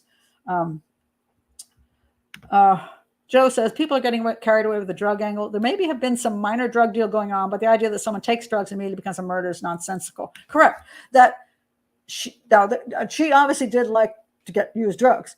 So I don't know which one she used, and clearly Rudy was a drug dealer. So that she could have hooked up with him to get drugs is not unlikely. But yeah, you're not going to do some drugs and become killers. I mean, that's just that does not happen. And most of the time when you smoke weed, if you're talking about weed, most of the time you're just sitting in a chair trying to figure out how to get out of it. So, you don't have the energy to commit the crime. And Lizette, well, that's an interesting concept. I've been told by European natives that some countries have laws requiring people to help when others are in danger. Well, if you're not going to, I mean, generally speaking, I think if you just heard her saying, stop in the other room, I'm going to say this guy at least would have walked in and say, hey, Rudy, what's up? I just don't think he was there. I don't think he was there. Let's see what else we've got here. Oh my God, what's going on with that, Anna? Lots of, Dr. Phil. First of all, Dr. Phil, got nothing nice to say. Were they paid? No. Did they go to Disneyland? Nobody knows. They got a flight, motel. Okay. First of all, I've done Dr. Phil. He didn't pay me to do his show. I got the flight, the hotel, and publicity. I did a show once. He stabbed me in the back on it. He cut me out of the stuff and stole what I was saying and put it in his speech. Never did a show again. I also heard him behaving in a way before the show, which I found appalling. I refused to ever do a show again. They called me after that, and I said, I'm not coming out. I refuse to ever do the show again. So I don't. Dr. Phil does not warm my heart. I don't think people should watch his show. However, did they pay the Wells to come out? The answer is no and yes. They claim they don't pay for guests to come on their show. And they always say that mostly because they don't want to pay people to come on their show. They're cheap. Do they sometimes pay for people to come on their show? Heck yeah. If they really want them and they're going to rack those ratings up and those people won't come out without a contract, you betcha. And I think the Anthonys pulled that one on Dr. Phil. I think they had a contract signed that they made money. I can't swear by that, but if they really think you're going to ratchet up their ratings, they may offer you something. So, we don't pay people to come on the show. We'll give you a hotel, a flight, and we'll give you $10,000 spending money. They don't do that for experts because they can get an expert easily. They just one expert says, I'm not coming out for nothing. They just get somebody else to come out for nothing. So that's the way that works. TV does not like to pay people. They do not. Just got here when I told her I was breaking into people's houses to steal cookies. I actually don't like sweets that much anymore, but if I were, they gotta be really good cookies, Yeah. At least, I don't know if you're saying wow about television, but yes, that is the way it is. Yeah, very, very few people, even experts, get paid to do anything on television. They will dump you in a heartbeat if you ask for money, or if you have to ask for very little money to do it. And it's appalling because they're making this huge amount of money off of documentaries and they don't want to pay the experts in them. I think that's ridiculous. I mean, but that's the way it works because they can get free people. Yeah, it's you see all those people on the television shows like Nancy Grace. I'll give you a secret tonight. I'll probably tell this story another time, but you see people like me. I was an expert for years on every single one of the networks. Do you know what they pay people like me to do 20, 30 hours worth of work? Absolutely nothing. They do not pay people like me. They might pay a 4-star general. They might pay a specific person that's like really in good with them. But almost all the experts they have on those shows get paid absolutely no money. None. They're told to get publicity and they can get their name out there, sell their book, whatever. They don't get paid a penny. Well, that's fine if you come in once a month. That's fine. Once a month is fine because, you're a guest. Then a guest. They used to pay commentators like me. All the 15 years I was on TV, used to pay people like me $100, $200 an hour. By the time I got there, they wouldn't pay a penny. And so I say once a month, you think, oh, that's fun. When you start working like every day of the week, sometimes 2 or 3 times a day, sometimes 6 hours a day, and they don't want to pay you, it gets a little annoying. So I will tell you exactly what I did. And I was probably the only one who did this. I looked around, I said, I can't keep working for nothing. The producer gets paid, the hairdresser gets paid, makeup people get paid, the limo driver gets paid, and I get nothing from my work expertise. So you know what I did? I said, here's what I'm going to do. I set up the always available transport service. It's a car service, essentially, that took me to and from the studio. And I told them when they called me, I said, look, I'll come in, but I won't use your limo service because your limo service, which is true, is often late and stressful. I only use always available transport service, and they're cheaper than your company, but 2-hour minimum. And they said, okay. And for 15 years, I drove myself to the studio, and I got paid from the moment I left my house. And I was probably one of the few people ever getting paid to be on TV because they were paying for my car service. So every time I went to the studio, I got paid 2 hours minimum to get myself there. And when I was sitting in the chair, sometimes they'd say, oh, Pat, we have breaking news. Can your driver hang in an extra hour? I'm like, okay. I got an extra hour's worth of money. And sometimes when there was breaking news and they said, oh, Pat, we can't have you on today, I go, that's okay. They'd say, man, you always had such a great attitude because most of our guests get really upset when we send them home because, they got up at 4:00 in the morning to get dressed. Like limo brought them in. They sat for 2 hours. They didn't get on TV and they didn't get any pay. And they get really angry. But, it's so nice that you never get angry. I'm like, that's because you just paid me for 4 hours worth of work. Thanks. and I did that for 15 years. And I never lied. I call it always available, which it always was because they'd say, is your service available on Sunday? And I go, yeah, my car's outside. Yeah, sure. It was a transport service. I never said it was a limo service. And sometimes I transport myself from one studio to the other on foot. And there was a 2-hour minimum on that because I transported myself. I never lied, but I had to do something to get paid for the work I was doing. And so I did. So that's why I was able to do work for so many years on television because I got paid for it. and it was, but by the time I think MSNBC found out finally one day, because they were trying to change over to only one limo service, and I said I can't do that, and they said, well, why not? I said, because I will only use mine. And they said, well, why is that? I said, because I own the service, and that's how you've been paying me for 15 years. And they just broke up laughing and said, oh my God, that's brilliant. That's brilliant, because nobody else thought of that. I'm like, that's why I always have a good nature about coming on in, But, I would rather just been paid. And it's abominable that they're not paying people to be on television. It's like slave labor. This should be against the law. I mean, I was working. I do like HLN. I do Prime News at 6, Jane Velez at 7, Nancy Grace 8, maybe Joe Behar at 9, something like that. Like a 4-hour lineup.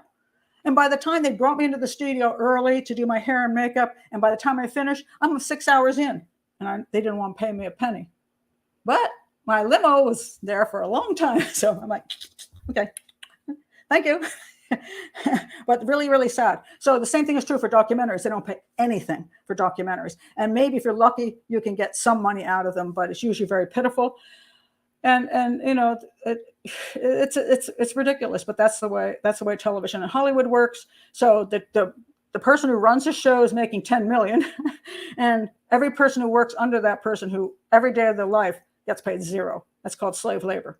And I wasn't going to do that, so I'm not that idiotic. So, wait a minute. What are you saying here? With YouTube channel, you would be able to make way more money if the channel grew. Answer to that is no. I'm hoping to make enough money to keep the channel going. This is definitely more of a something I am enjoying doing, because I have an opportunity to teach and educate. It's a pretty shabby way to make money. I'm going to tell you that. I've made enough money in this month to pay for the books I had to buy to cover this case, because I had to buy this girl's book, I had to buy this guy's book, and I bought her dad's book. So I bought 3 books, and because I'm demonetized so much, and because I don't do a gossip channel, I will get subscribers, but they will probably never be in the range of hugeness. And because they demonetize me, I have a limited amount of money I can make through advertising.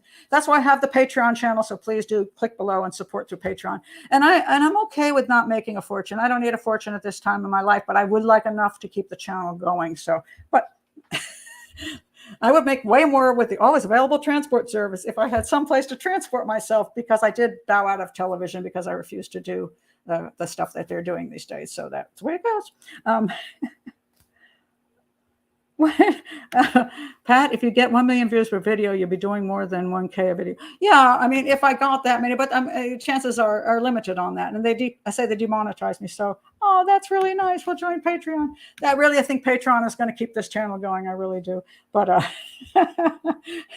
yeah, that is pathetic to not pay for expertise. And it's across the board. So it's not just me. It's actually across the board, and it's appalling. It absolutely is appalling. You should see when they call me, hi, Pat, we'd really love to have you be in our documentary. It's going to be this and that. And I go, okay, how much are you paying?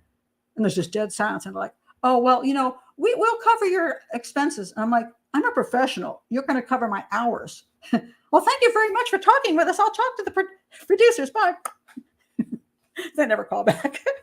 It's sad, but it's true. I mean, Hollywood and television are not the nicest places to be. And, basically you're a slave until you're the slave master. Shall we put it that way? You're a slave or a slave master. And there's thousands and thousands and thousands of slaves and only a few slave masters. And that's the way it works. So,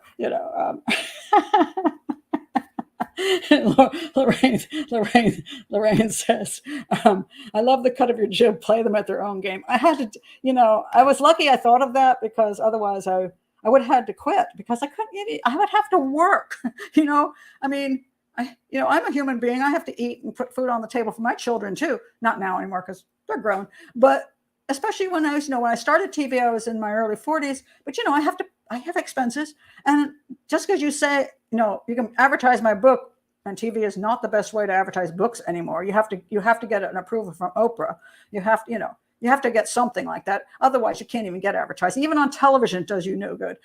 So mostly people they're reaching for the golden ring, and they're just riding around reaching for the golden ring, and most people don't get the golden ring, so they just work for free for years upon end, and it's just damn sad.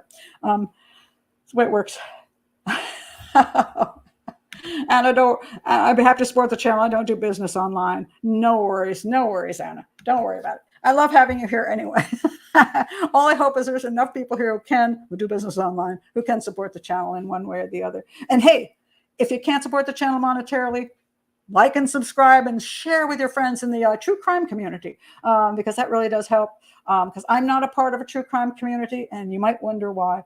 People ask me all the time, would you come over and join our Facebook group? And my answer is no. Not because I don't think your group is good, but once I associate with one group, whatever's said and goes on in that group starts attaching it to my name. And as a professional, I'm like, yeah, I'm not really comfortable with that. So I'm not doing other YouTube channel stuff, and I don't do other Facebook stuff. But sharing my stuff with other Facebook people or other channels is grand. Just like I will sometimes share on other channels. I will put their link below if I think it's something interesting, like Peter Hyatt. Did I put his link below? I may have to, if I forgot to, I'm going to add it. The link below on his analysis of Amanda's statements. I'll support that because I want people to be able to read that. But I tend not to do channels or Facebook because of the issues of, what you're associated with. Sometimes not the person necessarily running the channel, but all the people popping up. So share. If you're in a Facebook group and some true crime group, please do share my channel and tell people, come on over and take a listen and let them, get their own opinions on that.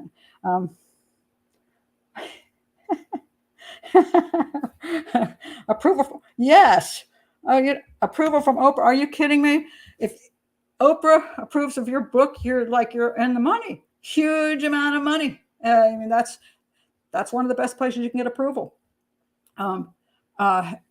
So if you don't get the top people to approve you and give a big stamp to you, if you're not already into the publishing community at the high levels, you just, oftentimes you just, you can't get any publicity at all. I mean, it's hard to explain. So people think, you publish a book and you start making money, that's not true. I published books that I'm lucky to see a penny on. And you think, oh my God, it's in Barnes and Noble for like 6 weeks, and then it vanishes because television didn't give you enough publicity. Just going on television and saying, here's the name of the book. I did How to Save Your Daughter's Life. I was on the Today Show. Sitting there talking about, hey, here's Pat Brown's book, How to Save Your Daughter's Life. I got a $5,000 advance and never seen another penny. $5,000 for writing a book. Now, I don't know if the publisher ripped me off. They stopped sending stuff to you, so who knows? They might have robbed me. But it just disappeared out of Barnes & Noble really quickly because I didn't have reviews. Because if you're in with a top publishing people, you will get in the New York Times and the Washington Post and all those people, and then you'll get people like Oprah to push your book. If you don't have those connections, you don't get any reviews except on Amazon.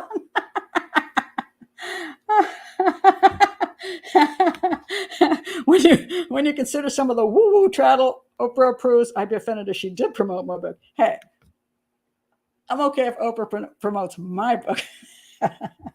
I would be. It's gonna, yeah, and that's probably. What's this? Can we say? Yeah, we can say that. That is true. I mean, it's the way it is. What in the world? Oprah is the, yeah. Well, people who have the following of the public in huge quantities is how things get sold, and it is the way it is. And it can be very disappointing for anybody who's an author. Actually, if you're a writer and you're thinking of publishing, you can also find my book. It's called The Truth About Book Publishing and Book Publicity. It's on Amazon. It's only 99 cents. And I got people attack me on that because I didn't tell the secret of book publishing and book publicity. I said the truth, and I went through all the different things that all the books I've published and what happened to me. And the reason I put that out there is because I want people who are writers, who want to publish, to understand the reality of it so they don't give away a lot of money. because publicists, by the way, book publicists will tell you to give them $20,000 and they're going to publicize your book. And the only one's going to make money is that publicist who got $20,000 off of you. And even if you get $5,000 more worth of sales, all that money went to the publicist. So you got to be really careful. And I wrote the book to save people from being robbed by the industry. Didn't go over well, but to answer that, Pat, would you ever have expert guests on your show? I love good debates. I don't know. That's a good question. I have to figure out how to work that, first of all. It's a possibility, but it depends. It has to be somebody I have believe has a lot to offer. They don't have to agree with me, but I want them to be able to offer enough that we can have an intelligent conversation. So the answer would be yes, but I just don't know how to do it yet. I don't know who. I'm not ready to figure that part out yet. I'm still trying to make live work. Oh, I want to be my friend. Oh, I want to be your friend too, Lori. It's awesome. I really am happy to do live, and that's why I do it in spite of all the technical stuff that I keep dealing with. That's a disaster. It's nice to have you all here and not be talking to just the camera, which I've done for so many years. And I like having people here and being able to talk with you all and knowing that there's human beings out there, and I'm not just talking to the wind and people I can't put a face to you guys mostly, but I put a personality to all of you because I'm starting to get to know a lot of you who are coming back. And then I know, oh my God, I've seen you before and I know what you're about. And it's nice to have a community, which I say I've never had in all my years of television. I've never had a community, and this is very cool. And that's maybe, I'm hoping that this will work out. Not all this is the reason I want it to work out. So we'll see. What's there?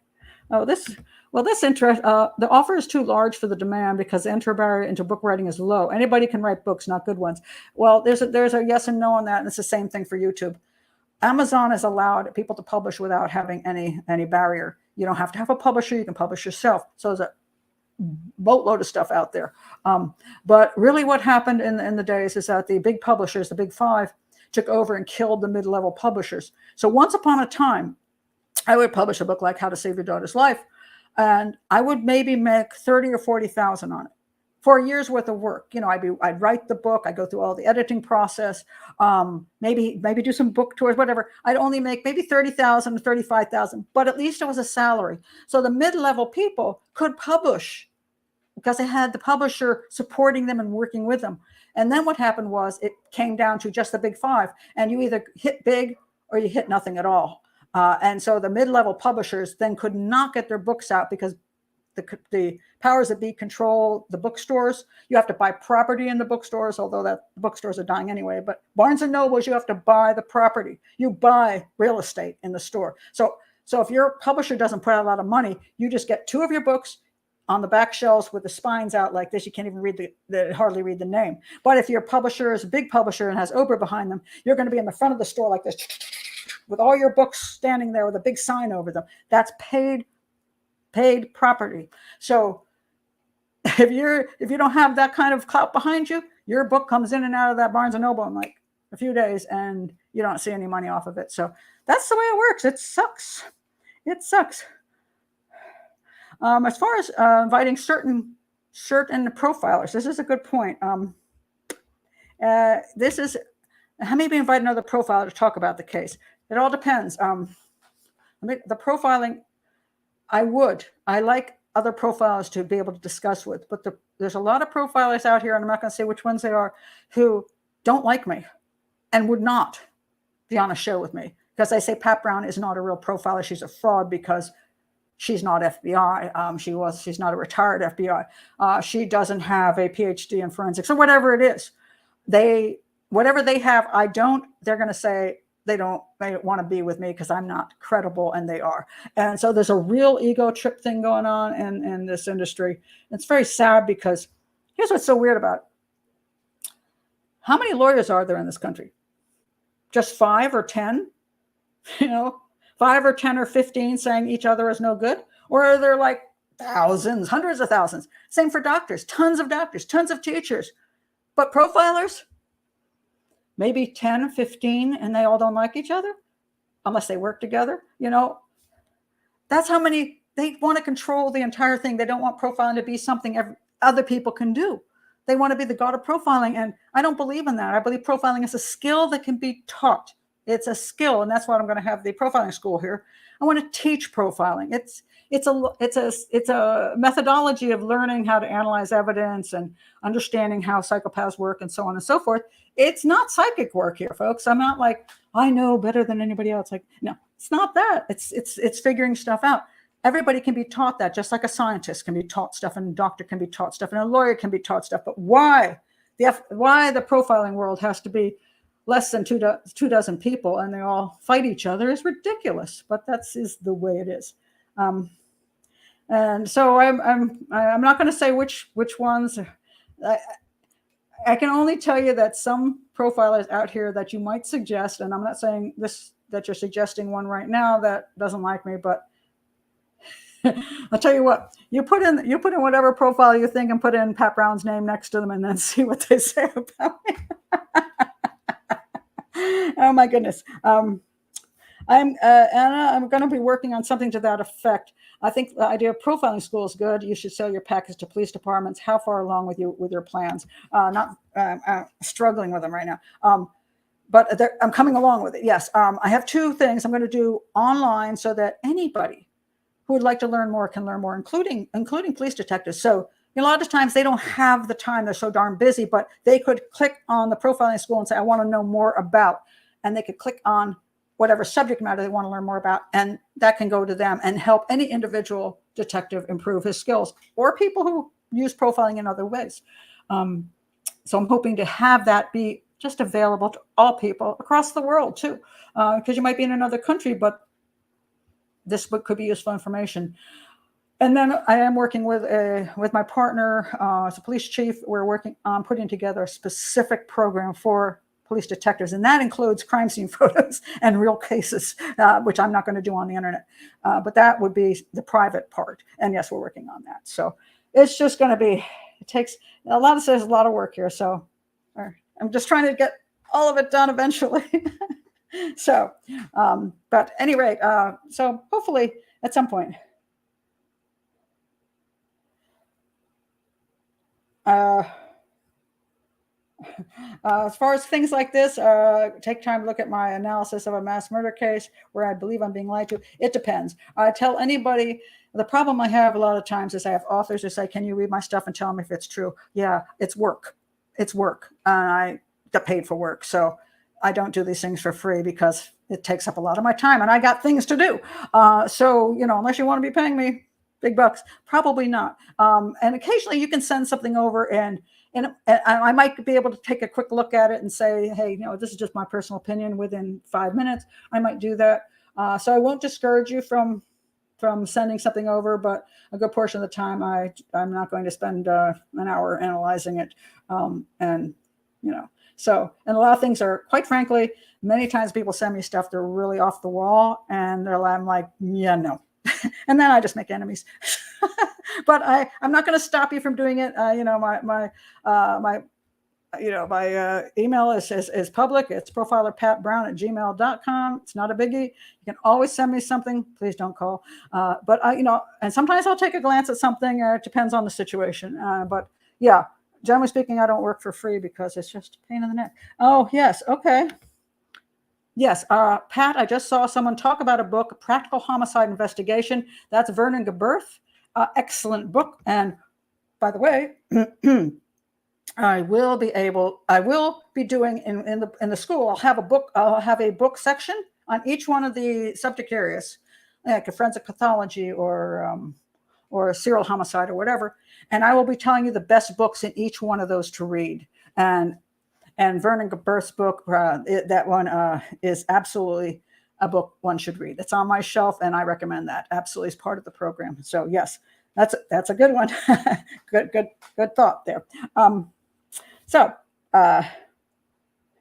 It's a huge book. Yes, it is. It's a huge book. It's full of crime scene stuff. Yes, but the point he makes is practical. And I'm a huge person on practicality because a lot of people don't understand that, oh my God, sometimes, you'll see people work on cases and they'll say, well, for example, even on this case, well, Pat Brown, you don't know all the details of this case. Okay, well then I say, pay me $50,000 and I'll get working on it. Other than that, I don't have that kind of time. Most detectives on cases don't have the amount of time people would think they have. I mean, you get and where I live in Prince George's County, our homicide rate's skyrocketing. If you're on the homicide squad, man, you're lucky if you can get through a day without a new homicide. And you're racing around constantly working on new homicides. You can barely keep up. You do not have time to say, well, I'm just going to sit down and spend 5 years studying this case. No, you don't. You're lucky if you got 5 minutes. So practical, you got to be as practical as you can in analyzing the case and doing what you need to do to get that killer caught. And that's what I'll be teaching with the profiling. There's profiling that I've seen people do for defense cases. Oh my God. They're like, well, we have a team of 10 people and we have analyzed all the ballistics for 75 hours. And we've also looked at the blood spatter pattern for another 80 hours. And I'm like, well, you're getting paid by a defense team. That's why you can afford this incredible amount of time and money. But you're working on a case, you don't have that time or that money. You got to do what's practical. So you got to be able to focus and just, work with what you can work with in a short period of time. So does that cost that much? A used copy is $120 now? Holy crap. That's interesting. $120 for practical homicide investigation. That sucks. That it is a big book, but man, that's oof. Yeah. Emily says, oh, I have a personality that detects the truth sometimes. Emily says anything for $50,000. I'm trying to get through coronavirus time. It'll keep the channel going. No, actually, the truth of that is I've only ever worked 2 defense cases in my life, 2 or 3, and they fired me really quickly because the option was I told them the truth, and they wanted me to create a profile of another possible suspect. And that would take me 20, 30 hours, which I can charge a whole lot of money. And that's what they'll take forward to court or whatever. And I'm like, well, I already told you that you guys guilty as hell. I can't create a different profile. And they got fired. So the money's in defense. Definitely in defense. And I won't do it for the money. So there's that. I'm seeing if there's anything else here. Okay, I guess I should wrap it up today. Oh my goodness. Anyway, that is it today with these 3. Not these 3. The beautiful girl in the middle, Meredith Kercher. Again, I just want to say Meredith Kercher. Remember her name. These 2 guys are having a nice life now. So bad time that they had at that moment in time, but now their lives are on track. And so Meredith Kercher. So, and I'm really concerned that they let Rudy out. Rudy's out and free. He's a serial killer and he's out and free. And people are going to say, why are you saying he's a serial killer? Because when you rape and murder people, and even though his rape was kind of crappy rape, because he didn't do such a good job of it, he still murdered the girl in an absolutely brutal way. That makes him a serial offender. You just don't do that once in your life. They put a serial killer back out on the street. That he should have been in prison for life. If he's guilty of killing Meredith Kercher, he should have been in prison for at least life. And I'm appalled that he's out on the streets now. It's really, really disgusting. But anyway, thank you very much, everybody. You've been wonderful as usual. And I will be back next week with something. I'll let you know during the week. So as to what I'm going to do. And yes, please do support the channel any way you can, even if it's just becoming a subscriber. That does help, because the more subscribers you get, the more YouTube at least support you and get your advertise you. And so if you're only getting 50% advertising, which is very minimal, believe me. Oh, look, my new video's out. I made 23 cents. The more subscribers you have, that 23 cents can become 28 cents. And so eventually, hopefully, it keeps the channel going by being enough to survive. Not a wealthy channel, but enough to survive. So whatever you can do would totally be appreciated. So see you next time.